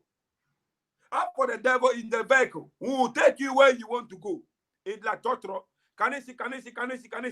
Do you want to go to Kaneshi or go to Dubai? If you want to go to Dubai, you go on the plane. You want to go to Kaneshi, you go on the Totoro. So which vehicle are you taking to where you are going? You determine it. And you pay for the transport. My daddy said something. He who called the what? The something. He who called the band, pay for the piper. Yeah. Who calls the piper? There's the cause and effect of everything we do as individuals.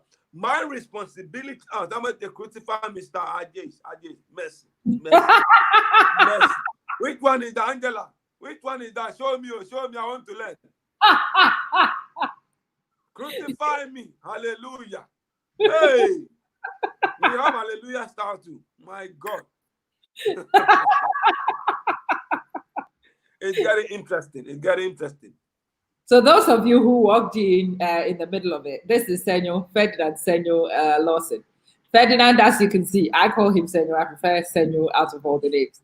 But Senyo, as you can see, is a very as it is, truth be told, no sugarcoating. A lot of the things that we know and don't necessarily like to accept. Senyo likes to force those things. It's my style too. It's my style too, if I'm honest. You told you were related to Senyo in a previous life. Yeah, Kotoje, so no monkey style. Did you marry for Tanjoj? Marie says she agrees 99% of what Senyo has said. In fact, some of us have passed this stage of the conversation, as I discussed with you the other day. Hence, we've been doing the awareness and education for about 4 years on Facebook to benefit our community and on the ground back home. But my question is, the process of getting our homes in order, must we accept injustice from other human beings? No. Okay. No. It's a straightforward no. Yeah. All right. No, Marie, I want to talk briefly on mentorship. please go right ahead. Because we're talking about how we're gonna change our community and get it better. Yeah. Now let's be a role model and avail ourselves for a mentorship. We must mentor people. Obviously, I personally have 5 mentors. Of course, the one is dead now, so I've added one to my mentorship numbers. Now, I have 3 pastors who are not just pastors, but they are bishops and they are doctors, professors. I always mention their name, and I'm going to mention their name. You can look for them and know who I'm connected to. I'm connected to Dr. Professor Frimpong Manso of Assemblies of God, a GO of Assemblies of God. I'm connected to Bishop Owusu in Kumasi, and then I'm also connected to Pastor Mercy Wood and Bishop William Wood. I'm also connected to these are pastors. Now, when it comes to my social life and my secular thing that I do, I have one lady. It's called Dr. Polly Long. Now, Polly Long helps me to do my presentation on TV. You see, when you want to become somebody, you must find somebody to follow in life.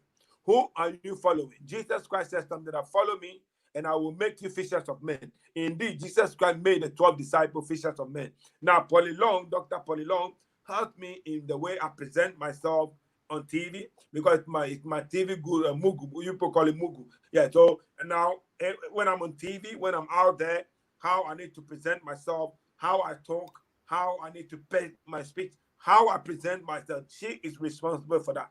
Now I have Dr. Ibrahim Asante. He also my mentor. I'm older than him, but of course, he's my mentor as a doctor. So what do? He also helped me in my health, how to look after my health. You know, whatever, see, we cannot do what we are doing without good health. We cannot do what we want to achieve in life without having a good health. Now, I always say that our health is our worth. Indeed, the value of our life is determined by the value we place on our life. The quality of our lifestyle determines our health life. What we do out there, what we are achieving, what we are doing, whatever we want to achieve in life, we must have people who will guide us, who will direct us, who will lead us to achieve our goal. And I have Dr. Dayo Olumodayo. Olumodayo is the leadership coach.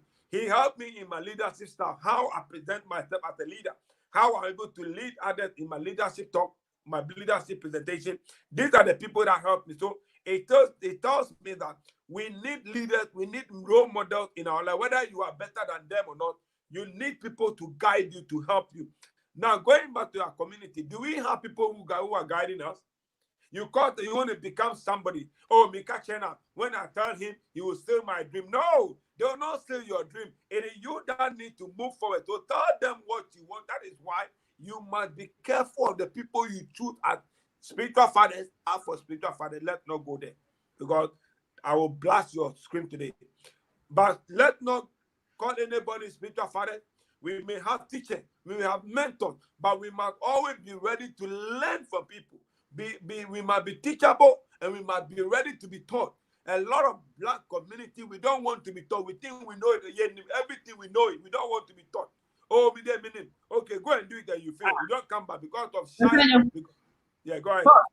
You want little children to teach us. What is wrong with you? Have a mentor. I am older than. What kind of nonsense is that? Small boys. The man is intelligent than you. The father, you are older than me, you are intelligent.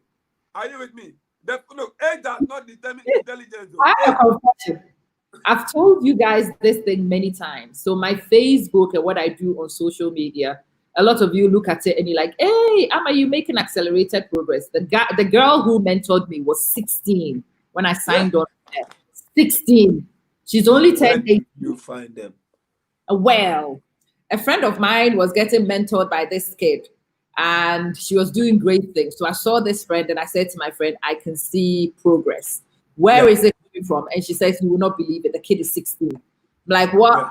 So this kid signed me on. She worked with me for 2 years. And then a month and a half ago, she called me. She says, hey, you've outgrown me. I'm no longer fit to be your mentor. From today onwards, we are friends. And it was a paid mentorship. Please understand, it was paid. I was paying a 16-year-old kid to call me and insult me on a daily basis. Tell me the schoolboy errors I was making on my channel. Suggest stupid things that could change a lot of things. And yes, are you teachable? Can a child point out your mistake? And are you big enough to accept it? It's one of the things in ability. That's it. I think our mentors need to be old people. 21st century is a level playing ground. Age does not matter. Qualifications don't seem to matter much. Experience does not matter. The momentum is with some people. And if you learn this whole thing, you might progress. So I like the fact that one of your mentors was younger than you. Because a lot of... I remember some years back, I lost my job. Now, I wasn't working, and my wife, we were living on my wife's salary, which of course wasn't enough. Now, I have my qualification, which I can go and look for work, but because of the church that I was in, the pastor subjected me to only for the church activity without looking for work. Now, meanwhile, he wasn't paying me, but I would come home and use my wife's money, buy petrol, and go and drive him around. And now, a time came to me, I said, listen, now I need to look for a job, but I was not having the confidence enough to go and look for that job. Now, this guy I'm telling you about, Ibrahim Asante, now he was traveling to Ghana, and he called me at the airport. I was at home. Hello, Ferdinand. Brother, how are you? He called me brother, but how are you, brother Ferdinand? I'm fine. He said, why are you? I said, I'm sleeping. He said, what? You're sleeping? And your wife is working? Now, I'm going to Ghana. I'm going to spend 3 weeks in Ghana. By the time I come back, don't tell me you have not gotten a job. I will fire you. Now, that statement the guy made, after making that statement, he hung up. So I thought the phone had gone off. I called back, and he said, yes, I hung up because I want to leave it to start thinking. Hey, somebody I'm older than. Now he's instructing me to do what I need to do in my house. Hey, so what did I do? Meanwhile, this guy has 2 doctorates, and he's doing a lot of job for CN. He's one of the international guru for CN. I don't know whether you heard of them. They are the medical staff. And he said to me, listen, you need to look for a job.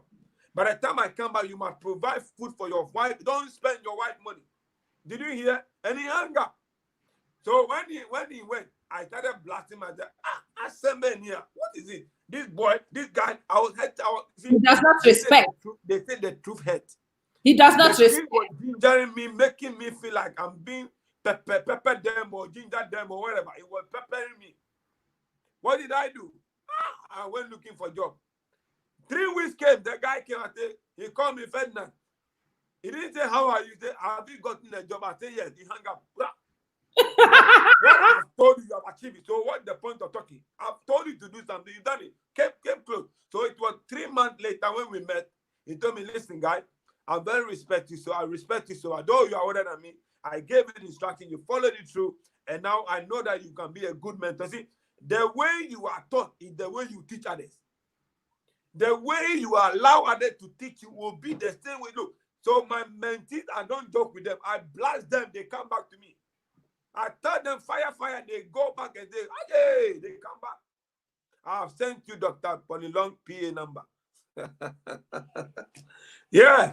You know, it is very important that we get, when we start mentoring people, for us, it helps us. It helps us to make more impact. There's so much we can do as an individual. But when we engage ourselves with people and mentoring them, number one, we create avenue for ourselves to develop ourselves more. We add value to others and they get to believe in us more. We step out of our lazy comfort zone and then be more proactive. Because we know that there will be question here, there will be question there. But if you are not mentoring others, you are not mentoring anybody, you are not adding value to anybody, you will just be there like a Dead Sea. Are you with me? So no wonder many relationships, many friendships, many associations are not helping people because you are whom you follow. You are whom you follow. You are whom you follow. Or koto uaroma, as they always say. Bird does not give birth to crab. But who is your friend? Show me your friend. I will show you your next level, not your future. Show me your friend who is mentoring you. Who is mentoring you? Who have you accepted to be your mentor? Mentors are mothers who will mother you to go further than where you have been. Mentors are mothers. Listen to me. Mentors are mothers who will mother you to go beyond what you can be. You need a mentor in your life. Who is your mentor? You want to become an author. Who is mentoring you in writing the book? You want to get into media. Who is your mentor? You want to get into entrepreneurship. Who has failed and using the teaching to help you? You must get to the level of knowing that you need them. No, nobody knows it all. We are all product of people's mistake and people's success. Let's accept the fact that we need help. If you don't cry out, nobody will help you. If you don't go looking for information, information has no wing to fly to you. Wisdom, success, that I always say in one of my books, I said, success has no leg. It can never come to you. You must walk towards it. Your mentorship determines your network. Who are your friends? Look, since I made to Polylong my television guru, I have been in public more often than before. Well, even sometimes Polylong, Dr. Polylong will have an engagement in maybe Manchester or Birmingham. She will call me, are you available? And she calls me my staff. You see, if I've not availed myself to be mentored by her, maybe I may be older than her, but she's my mentor. Your mentor sees more than you see in yourself. Oh, mentor will see more things in you than you think about yourself. You must allow them to help you, nurture you, mold you to become. Is it when it's good for you, is it for you? If the person will help you that you become better, please just avail yourself and be obedient, and be submissive, and be humble enough to be taught, whether they are older than you or not. Anybody can teach anybody who is ready to be taught.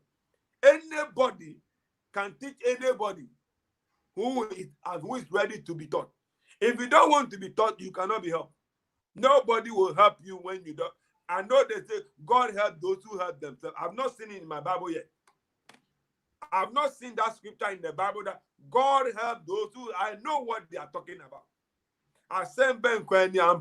You need a mentor to mentor you to go further than you have been. It's the mentor that will help you to go further.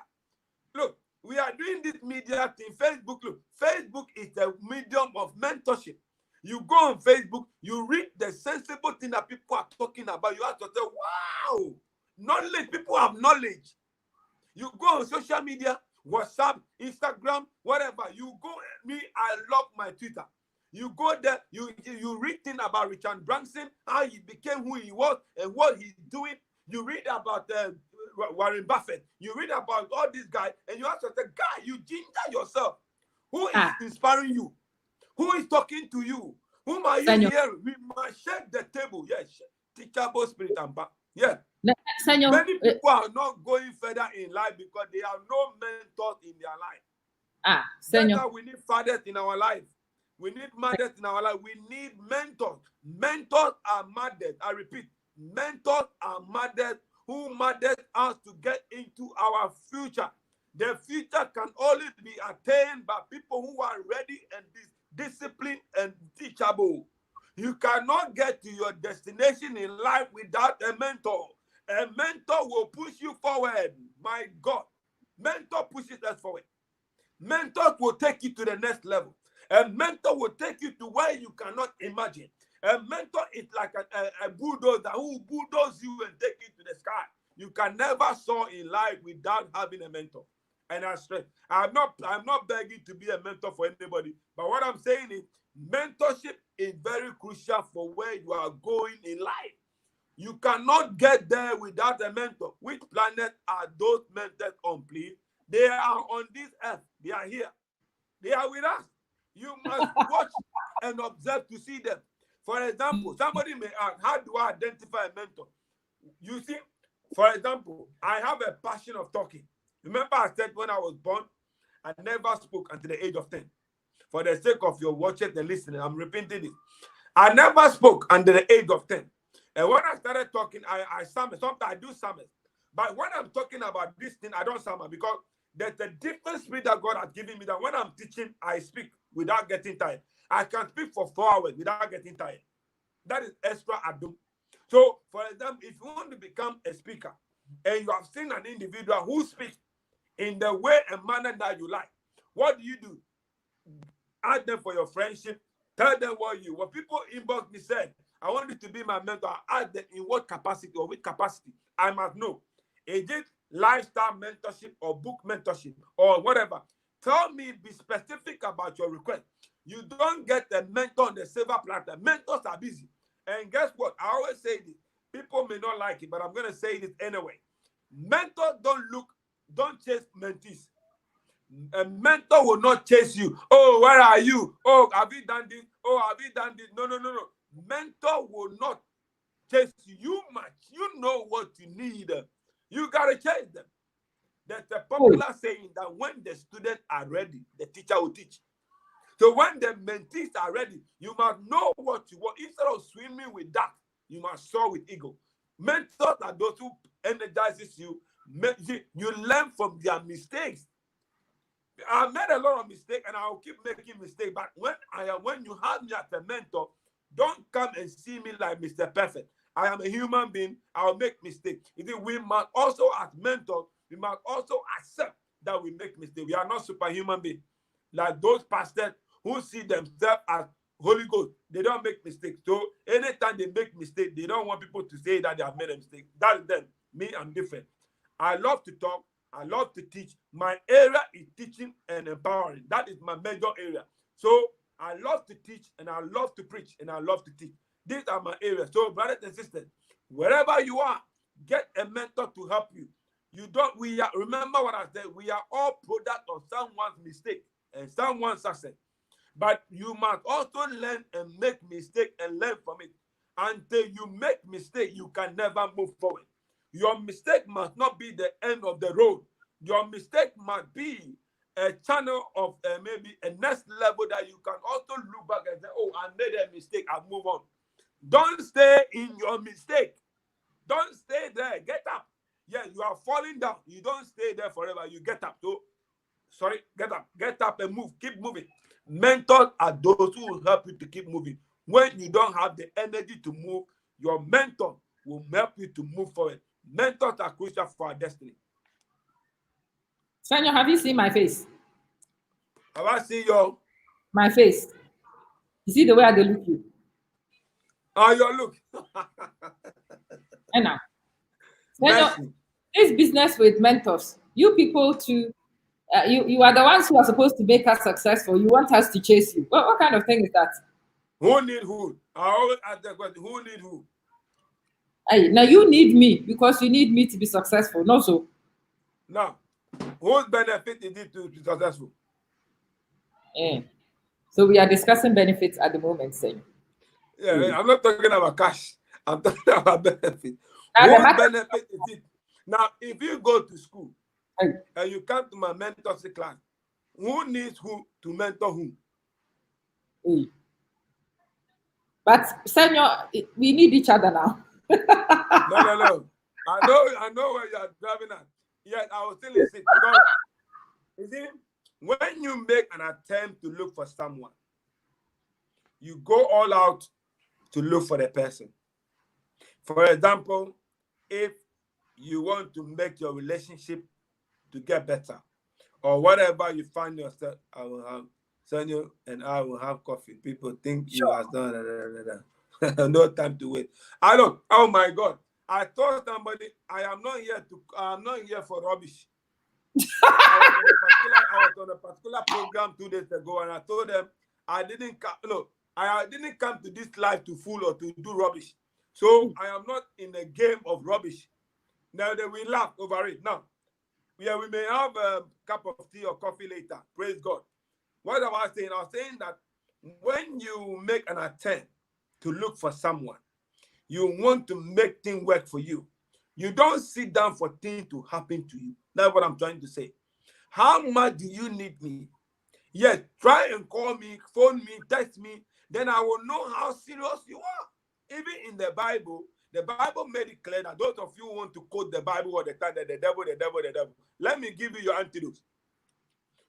The scripture in the Bible says, the Bible talking about consistency, perseverance. There was this woman or this family who had a visitor. I'm just paraphrasing the scripture in the Bible. That the guy came to visit someone who needed to prepare breakfast for them. Now, this individual didn't have enough at home. So he left his house and went to another man's house, knocking at the door.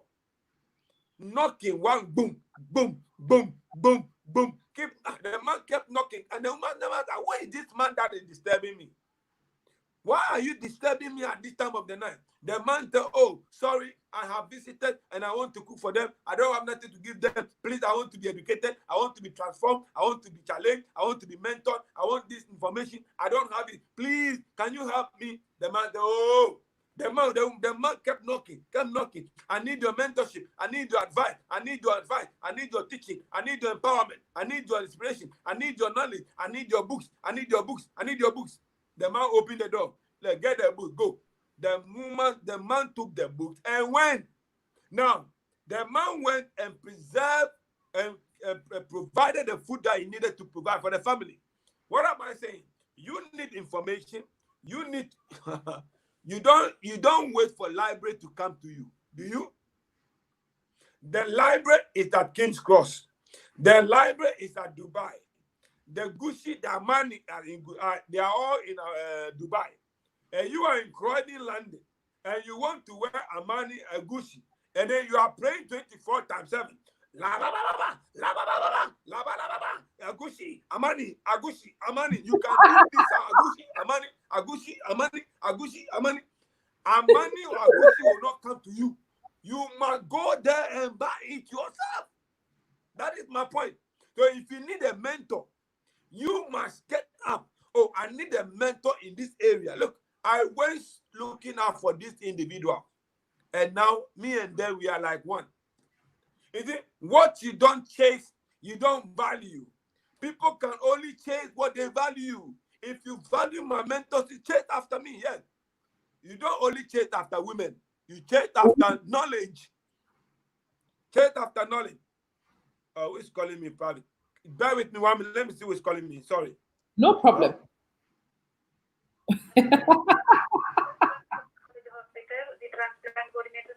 Yeah. I am so happy here. Yeah, you're speaking to me, yes. I am so happy. The Ferdinand is here, and Ferdinand is throwing those big ones. Because they need to be thrown. They really do need to be thrown. Really. Yeah. People are not serious about mentorship. People are... Okay, so when Senyo is done. Senyo, if you are done, you are muted on your end, so unmute yourself whenever you are ready. Okay. All right.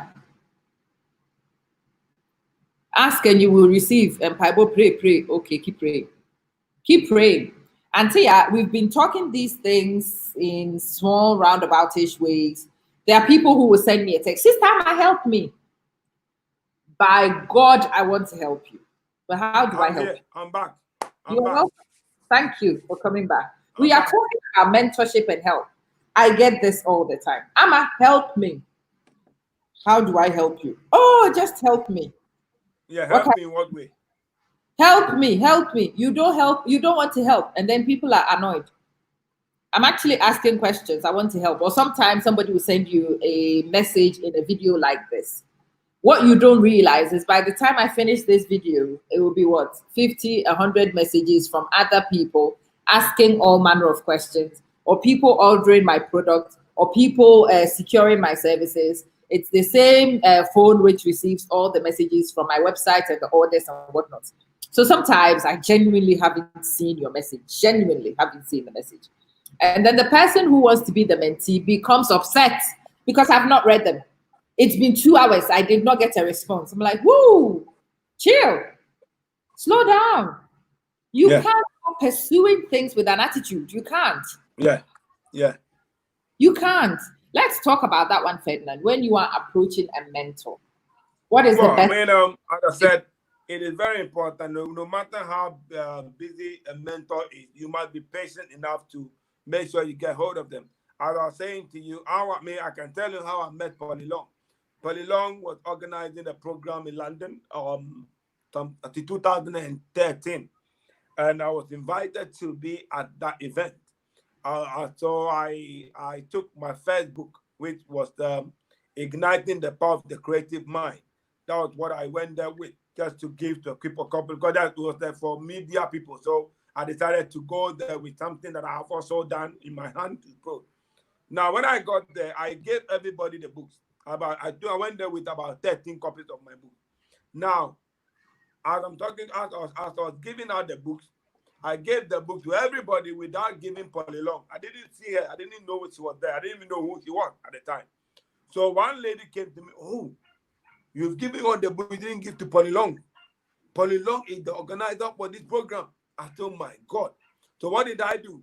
I went and knelt before her and said, Madam, I'm sorry.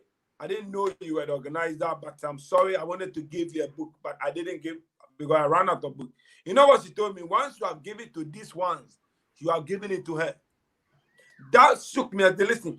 So this is selfless person who is the organizer of the event. I mean, when those of you, if you can Google Dr. Polly Long, you know the type of caliber I'm talking about. She said, Ferdinand, don't worry. Once you have given it out to this individual, you have given it to me. Had it not been me organizing the program, they'll only be here anyway. So once you have given it to them, I have received it. So when I went home, I packaged another copy and I sent it to her. And then she read it. And then, not knowing that year, they were doing BAFTA Award. And she is the founder of BAFTA Award. My sister, as I'm talking to you, she gave, those that gave the book to read the book, obviously I've been giving out the book. And they said, oh, they've nominated me for an award. I said, me? From where? They said, are you not Ferdinand Lawson? I said, yeah. They said the books you gave to the people at Polly Long show, they have read the book and they said they've nominated you for an award. You see, your little kindness can open supernatural door for you. Your little kindness, your little humility, your little humbleness, your little kindness you can do can open supernatural door. It is not about oil, it is not about water, it is not about sea sowing. It is the humble beginning. It is be humble enough to sow a seed in the life of people. Be humble, your little kindness. Please, can you show? No, I was just showing to her. So, Florence, copy this link and share to people. That's the link. Okay, sorry. Is it the little kindness you can do, you are doing for people. You don't know how far you can go. So, after they sent me the email, they called me and then they showed me they asked for my email, which of course I gave. Now, when I received the email, they tell me it's an honor that you have been nominated for an award. So now, I don't know what to do. So, luckily enough, I had also mentored a student at Southampton University. And I encouraged this girl to go to uni after college, after sixth form. She didn't want to go to school. You know, African women, some of the girls, they want to get involved with clothing and they want to go into fashion before going to uni. I said, no, you can go to uni. And by the grace of God, this girl, I mentored her. She went to uni and she has finished now. She took it upon herself. She took my ebook and circulated it among the students. And because she was the student representative, most of the students read my book and they also nominated me for this award. And now, when the time came for the award, they said, oh, people were giving names, people were voting. It became a voting thing. Now, guess what? All those that read my book voted for me. And on the day, I got the award, which was my first award. Now, what am I saying? I'm trying to tell you something that no matter how much you want something in life, be humble, be patient, and be daring. Just take the step and move on. It doesn't matter your grammar. It doesn't matter how. Look, I always tell people the English grammar is not my language. My language is Ewe from the Volta region. So if I have the privilege to be speaking the English, and maybe it might not sound better in your ear, that is fine. But as far as I'm concerned, that is what I can say. Remember, I never spoke until the age of 10. So somebody who never spoke, and by the grace of God, I can speak, not hitting my head, I'm not doing that thing. To me, it's an achievement because I wouldn't be here if I had not encouraged myself. So, yeah, they nominated me for the award, and that was my first award I had. I can show you here. Hold on, let me show it to people to see what I'm talking about. Who is inspired and who is excited? Now, look, this is the award. This is the award I had 2013. You can see it there, 2013. You can see Best Award. Now, this is Black Ethnic Minority Film and Fashion Show. That's what it stands for. So, you see, since I won that award, I have won about 9 or 10 awards lying down there. Why? Because somebody gave me that confidence that it is possible you can become an award winner. And I won it. And since then, I have won many awards for my book. And that is what I'm also very proud of. You see, so who mentors you, who inspires you, who challenges you, you must be ready to be taught. Now, it goes back to humility. Not look, your father cannot bless you if you are not humble. Neither can your mother bless you when you are not humble. So it is very important that as a mentee, looking for a mentor, be patient. That is why you don't jump and just want anybody to be your mentor. Study after them, read after them, buy their book, buy their CD, so that you can become very confident that this is the person I'm going out for. Unfortunately, it comes to a relationship. Many people are in a broken relationship because they have not taken the time to study the person they want to get out with. They saw the person as you and I were taking earlier. They love to do the missionary position. And after the missionary position, they don't want to know anything anymore. And now you marry that person, and that person becomes an issue for you. You can't change it. But if you want to get into mentorship, take your time. Study the person. Know the person. Know what the person likes. For example, if you want me to be your mentor in book writing, you must read after my book and see the way my style of writing. Maybe I don't read novels. It gets me confused. I don't read novels. So I don't write novels. I don't read novels. But if you want me to help you in self-help book, I can help you to become an author in the area of my style of writing. So you don't just get anybody as a mentor. Know what they like, know who they are, know their personality, know their interest. Be humble enough to be taught. Don't just get anybody on the street that I want you to become. Look, don't go after popularity. Go for people who have achieved something in life. Don't go because somebody is a celebrity, so the person to be your mentor. You don't become master of your trade by following a celebrity. They are celebrity already. You must also challenge yourself to become something better. Don't follow people who are doing, I don't want to call name because they may think I'm going against them. People call me celebrity, but I call myself a Christian. I'm a child of God. I am doing what I'm doing because of the grace of God. So you too can do your own by the grace of God. So if you're looking for a mentor, please be patient. Know who you are following. Read after them. Study them. Read after their book. Go look. Google. There is something about somebody out there. Read after them. Don't follow somebody because the person wears G string or blue string or whatever string. So you want to be, your life will be in string. Yeah, I mean, simple as that. I've always said something that if you want to become somebody special, find somebody special to walk after. Let people be your role model. Whom are you modeling your life by? Or who is mentoring you? Who is telling you yes and who is telling you no?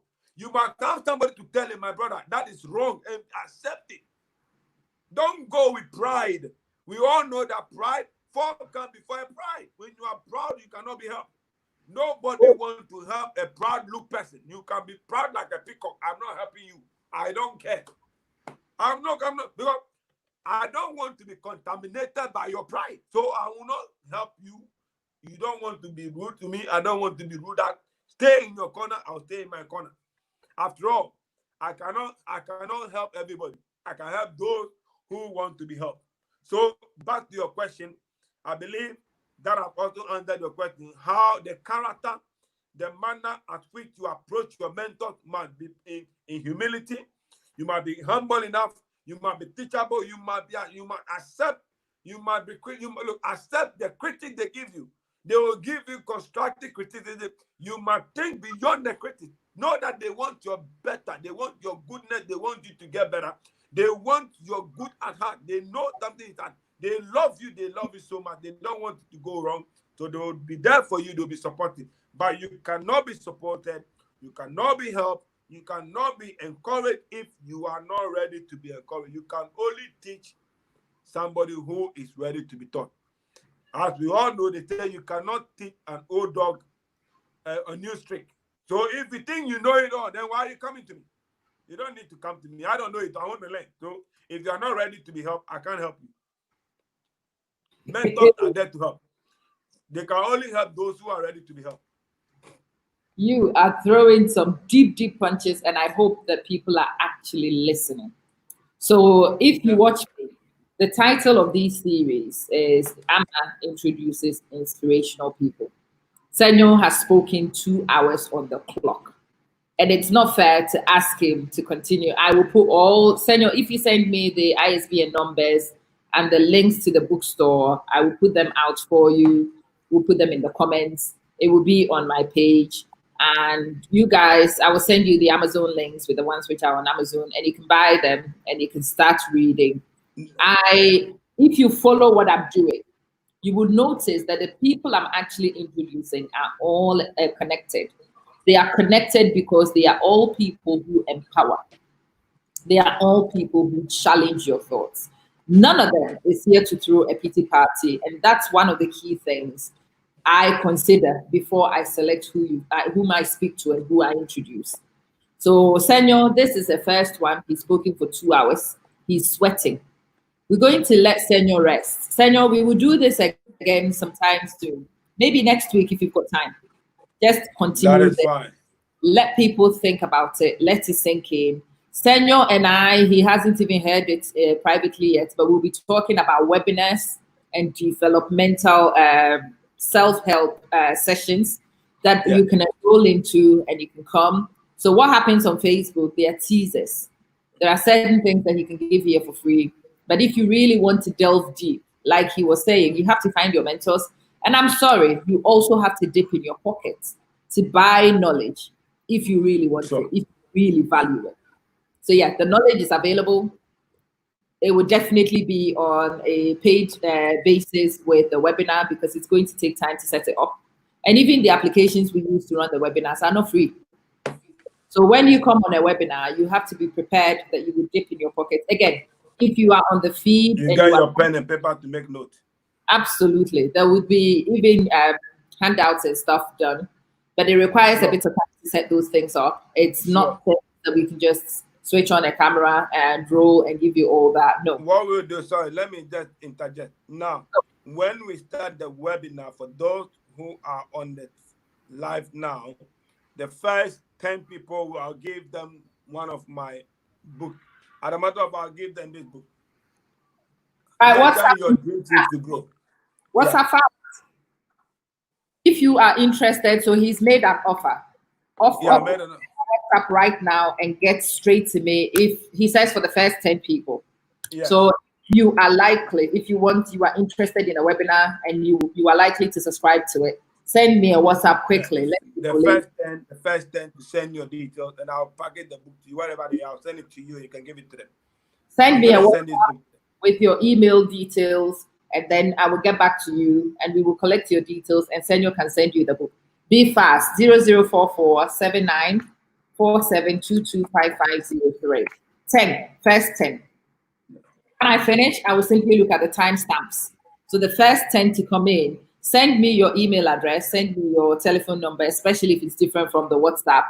And Senyo and I will definitely, okay, once already here, good. It's on the timestamps. I will look at the timestamp, the first 10 people, I will collect and I'll pass. So it's the first. I'm gonna give that 10 books out for free. Who are willing to go into the webinar. So send me your email address and your telephone number. Amma, I am interested in a webinar with Senyo, and we've got a deal going. I am not going to be able to collate all of it right now, but I will use the timestamps. Yep, I've seen the second one is in. Great stuff, great stuff. Keep sending if you are interested, if you've been blessed by this one, if you want to. We don't want the truth. Of course, we don't want to. Check the Potential Mentors Network. That will give you a clue if they are the right fit for you. Marie, that is an absolute gem. The title is Igniting the Power of Your Creative Mind. Yeah? Okay. Sister Sylvia, I am blessed you are here. I am delighted you are here. Some of you, you are my personal people. Some of you, you support me in every single way. And for you, I want you to benefit when things like that come up. So I am glad you are here. Thank God you are not missing out on this one. It's your way or the highway. Well, you know where the highway is. Hit it very fast. You cannot get a mentor who will not understand you. It's simple. The highway is your way. Find it and hit it. Pride is at the bottom of all the great mistakes we make. That's true. Yeah. It's not meant for everybody. Of course not. And even those it's meant for, not everybody arrives. It's like pouring water into a bucket. That's my best example. When you turn on the tap, all the water molecules jump all over the place. They jump, and then eventually everything settles and each drop finds its level. It's that simple. But it doesn't mean that you don't give opportunity and you don't give people a chance. That's also my firm belief. There are some people who take a long time in arriving at a position, but when they finally do get there, they have all the commitments. Yes, we've spoken for 2 hours and 6 minutes. I have given you Senyo's time, 2 hours and 6 minutes free, and you should really be grateful you've received it. When you've had time to search about Senyo, I know a lot of you still don't know who he is properly, but when you find out his personal profile, when you understand the personality he is, you will appreciate what you got a little bit more. No, sorry, no pity party here. If you have a fragile ego, go find your mama. This is not the time for it. No, nobody's here to pamper you. That's your mama's job. Go to we mom. are not here for fragile heart. No, go to mom. Mom will sort that out. Of course, of course, of course. So WhatsApp me. The WhatsApp number is on the screen. As soon as I see you were the first in, okay. And I've seen yours as well. Okay. I could say that's where you were. Believe me, I will look at the timestamps. I will look at it chronologically and I'll select the first 10. Amma, I will go into a webinar. Make sure you've added that. Amma, I am interested in a webinar with Ferdinand or Senyo, and I will send you information sometime tomorrow. Once I've collated everything and I've spoken to Senyo, I will come back to you. I am introducing a concept, and it's a concept some of us have known but have not shared in the community. I have been in webinars since 2005, and I've been doing self-development since then. But it's not something I thought, because I came across it myself, that everybody else will come across it themselves. Not everybody else is. So we are organizing these webinars starting from here. I want you to meet the personalities, and then you know the value you will get in the webinars. You come in the webinars prepared because you know what it is you are looking for and what you are likely to receive. You come, you learn, you apply. And if after the webinar, you want to contact Ferdinand as a mentor, then you do so. It's got to be in some kind of order, because you need to be sure that he is the right man for you. So you've seen him on Facebook. I'm inviting you to come into a webinar sometime in the next few days, and then we will take mentorship and whatnot from that point. Okay, yeah, I can see the messages. Don't worry. I will use the timestamps. Everybody can go into the webinar, no problem. But he promised his book to the first 10. So those first 10, I will collate and send to him, and he will mail the books to you. Can you also make sure that once I get in touch with you, you send me the mailing addresses, and that can be organized. Senyo, Akwesia. I like what you said. One of the things I wanted to add to it was support. We must support our community. A lot of Black people are doing great things out there. Let not undermine them. Let not downplay what they do. Yeah, they are equally good as the other counterpart. So let's celebrate our own. If we want to change our community, we must learn to appreciate, believe in ourselves, celebrate ourselves, do what we can do for ourselves, so that one day when these people wake up and say, oh, these people have changed the game, that's the only thing we can do. So, brothers and sisters, for listening and watching us, I pray that we continue to do this in the next webinar. And as I promise you, if I receive the list of the 10 people, I will send the book to you guys. One that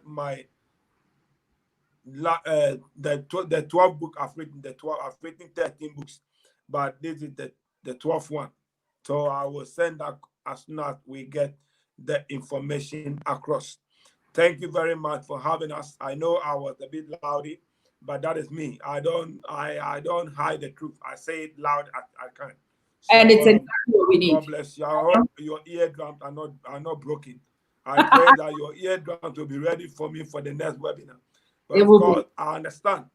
I pray that I will be a little bit calmer than before. I was so hot on it. No, please don't change anything. It's exactly the way we need it. This is exactly what we want. Thank you. I'm going to chat to them, and when I finish, I will be back to speak to you. Yes, that is fine. I leave you. Thank you all. God bless you. Bye. Bye. Right, guys, I hope that you realize and appreciate what we've had. I will explain. I will put his personal profile out. I really wouldn't add about it, whether I should put all of it out. And I thought, no, I will do it as a blind interview.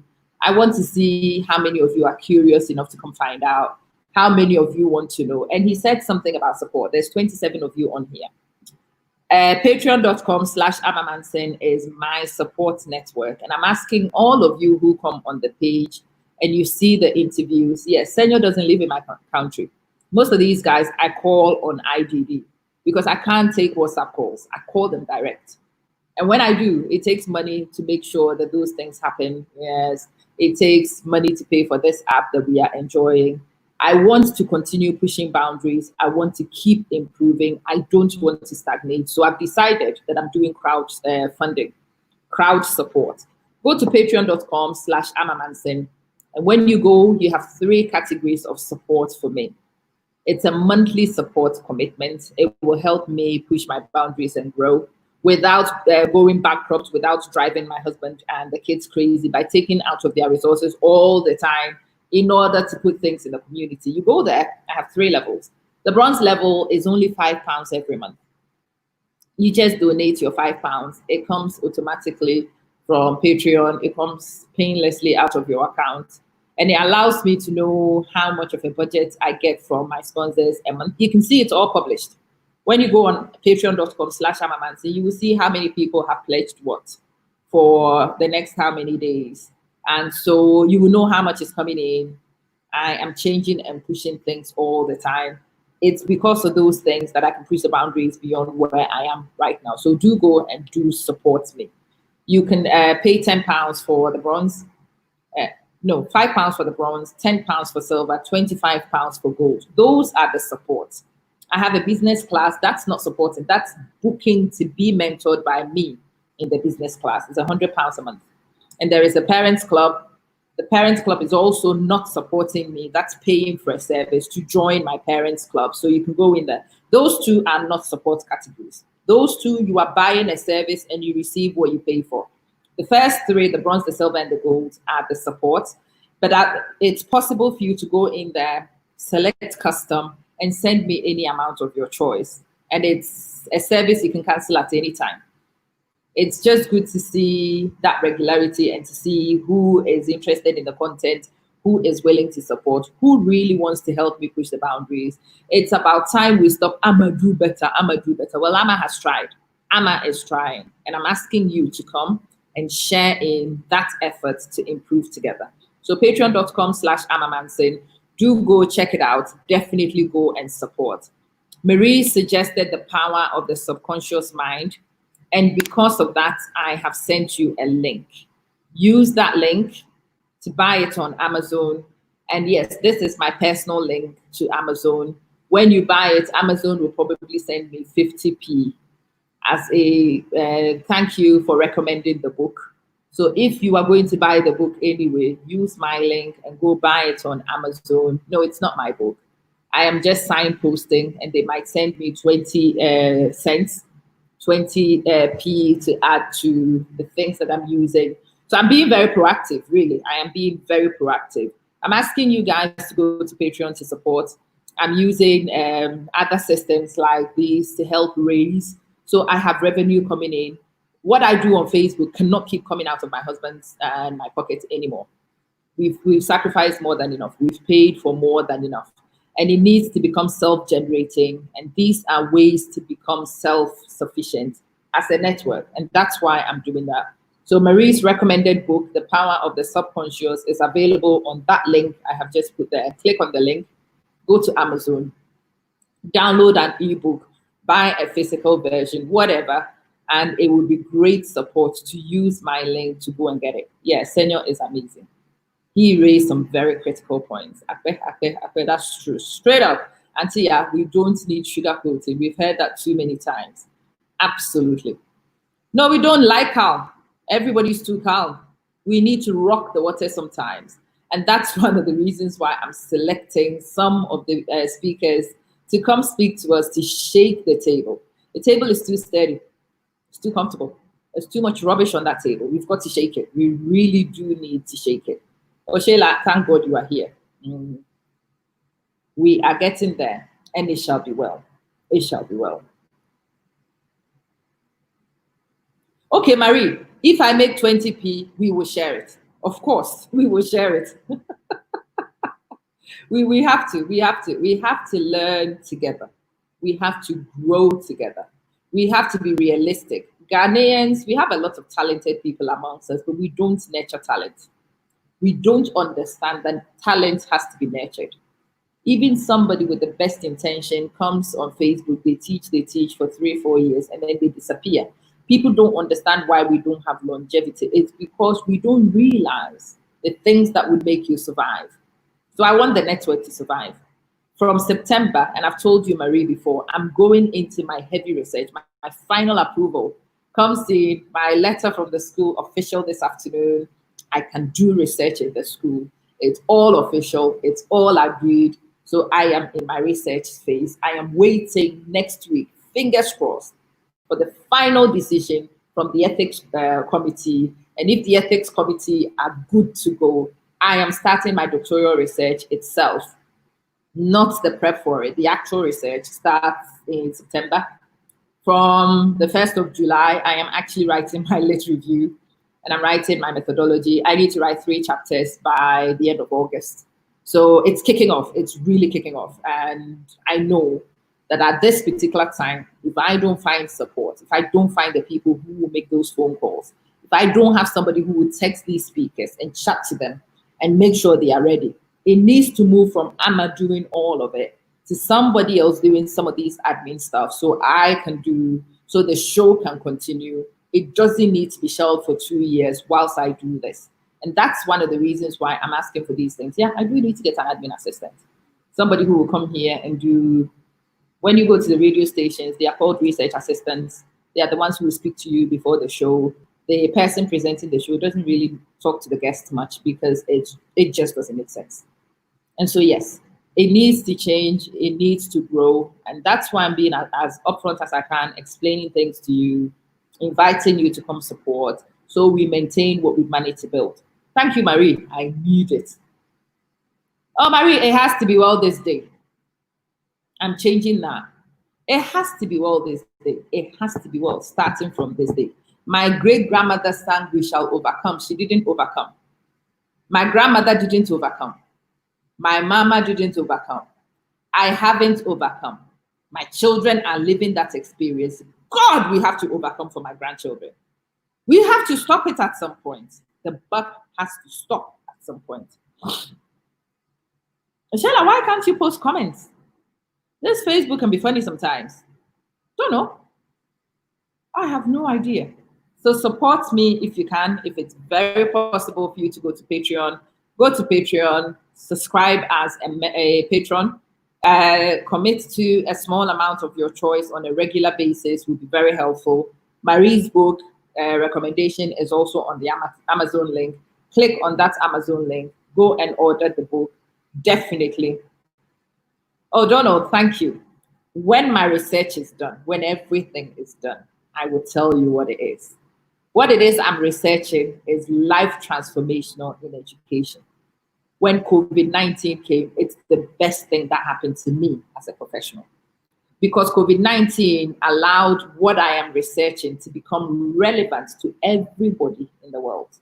Every school, every educational institution needs to understand educational technology, and that's what I'm researching. When I finish researching and I understand it properly, we take it to Ghana and we change our educational system. So when I have got my qualification done, you will see me very vocal about the education system in Ghana. You will see me in the trenches, working with Ghana diaspora women, working with other groups who are working, looking to change education, because I think I have found the little thing that could be a deal changer for us. I think I found it. Technology is a leveler, it really is. It can grant us an agency, and I want to go check it out. I want to be sure that my hunch is right. That what is observed in my classroom and in my school can be applied to a wider area, can be researched with different people, don't necessarily have my skills. And if we can make it work with this team, it can be made to work absolutely anywhere. Fingers crossed. Fingers crossed. Anyway, that's a story for another day, but thank you, Donald. Thank you so much. Help me in any way you can. Support me by suggesting people you would like me to speak to. Marie, thank you. I am definitely going to be in touch with Pauline Long through the PA as a matter of urgency, and I'm hoping that I would make some headways. It's people like you sharing connections like that with me, which change everything else. Oh, Marie, the funny thing is Napo is a personal friend. Yeah. So yes, engagement, we engage. But what I can put available to Napo right now will not help much because it's not validated yet. It is still a hunch. It still needs a bit of work. It still needs refining. When it's all refined, when everything else is done, you can approach Napo, you can approach whoever is in position, and then you can take it on. But yeah.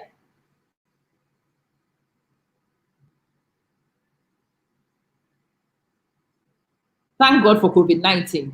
Sis, thank God for COVID-19. It's not been that terrible, really. When you really sit down and you evaluate and you look, and you stop being apprehensive, and you actually consider from a logical point of view, it's not been that bad. It's really not been that bad. You are very curious and interested. Debbie, I don't have Nigerian guests yet. Please suggest everybody. Everybody is welcome, my dear. Everybody is welcome. So if you've seen where we are going and you know a good person to speak to, if you know somebody who should reach out to me, pass them my WhatsApp number, ask them to get in touch. If you can give me their number, I would love to reach out to them. Yes, please. Yes, yes, please. Nigerian, Ethiopian, Kenyan, everybody's welcome. After all, we speak English. If we can speak English, why not? Nationality does not play a role. Greatness can come from absolutely anywhere. Oh, right. Yes, yes, yes, yes. No, it's been great, this COVID-19. It's allowed a lot of things to happen for me. What would have been an uphill struggle? So I've been talking about technology for 5 years, edtech. I've been studying it. I've been harassing people, blah, blah. And then COVID-19 happened and everybody needs technology to teach and learn. Wonderful. Anyway, suggest anybody you'd like me to speak to. Have a look in your network. If there's a friend of yours who would be a powerful speaker, if we should speak to your mom, your grandmother, anybody, think about it. Get in touch with me. Let's organize it. And let's get more information available to the community. We need more mentors. We really do. But we have a lot of mentors. They are just hiding in corners. Many people haven't worked out where these people are and who they do. And that's one of the things I'm looking to do with this particular section of the show, to show you characters. One of my next guests is going to be, so on Tuesday, which is tomorrow. Right. Minute I said that, it popped in my head. Tomorrow, we will talk again to Ernesto Yeboah. We will have to add Saint Ernesto Yeboah. Ernesto is the guy most of you remember from the Drop That Chamber campaign, the guy who was beaten, arrested. He was arrested again 3 weeks ago when he went on the Black Lives Matter protest. I want to talk to Ernesto about,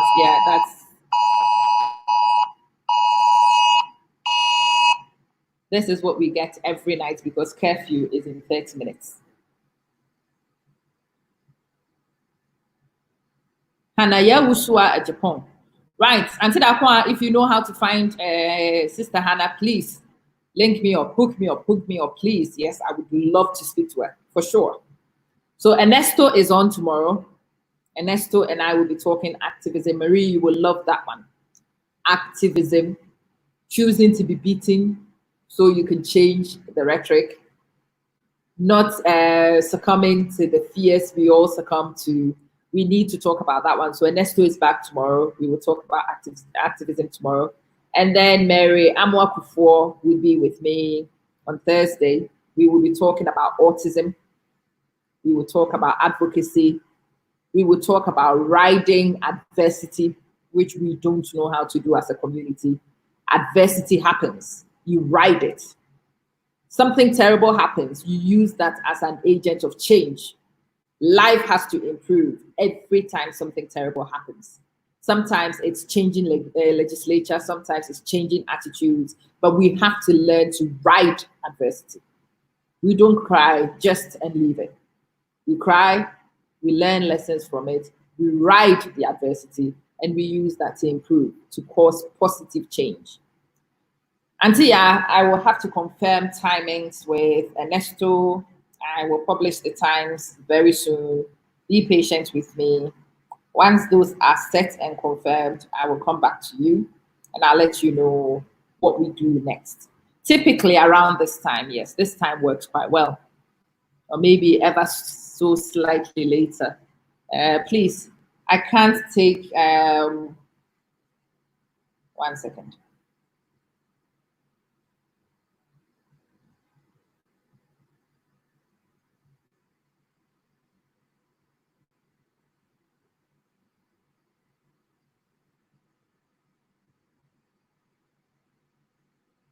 Okay.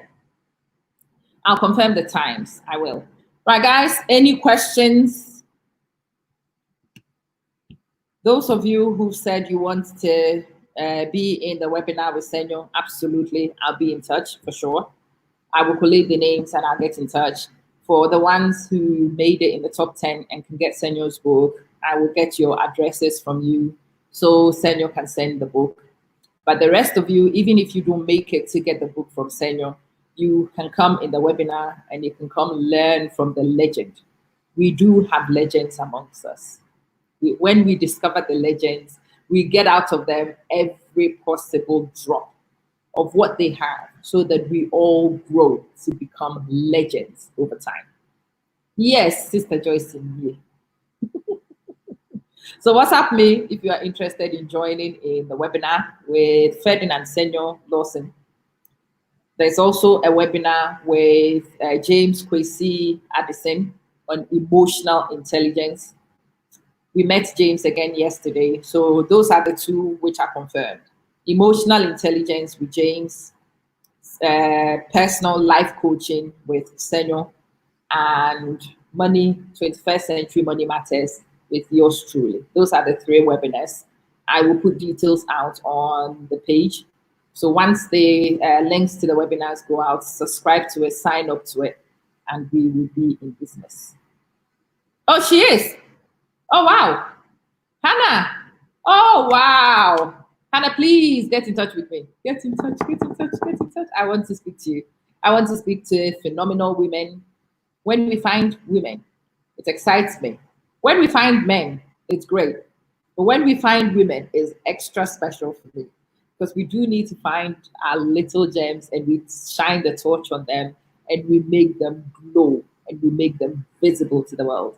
Very important. Hannah, if you are on, my WhatsApp number is rolling on the screen. Please send me a WhatsApp and let's talk. I would love to speak to you. Until that point, God bless you. Right. Let me love you. Let me leave you. Thank you so much for watching. It's an honor to be here, and it's absolutely delightful to see your engagement with Senyo. Let's chat later. Those of you who are interested in my nonsense, we will meet again this evening with Obada. I missed it yesterday because it was Father's Day and we were all celebrating. Don't ask me. Yes, Aunt Hannah, please. This lady will love to talk to you. Please do get in touch and let's talk. God bless you all. And thank you so much for watching. See ya.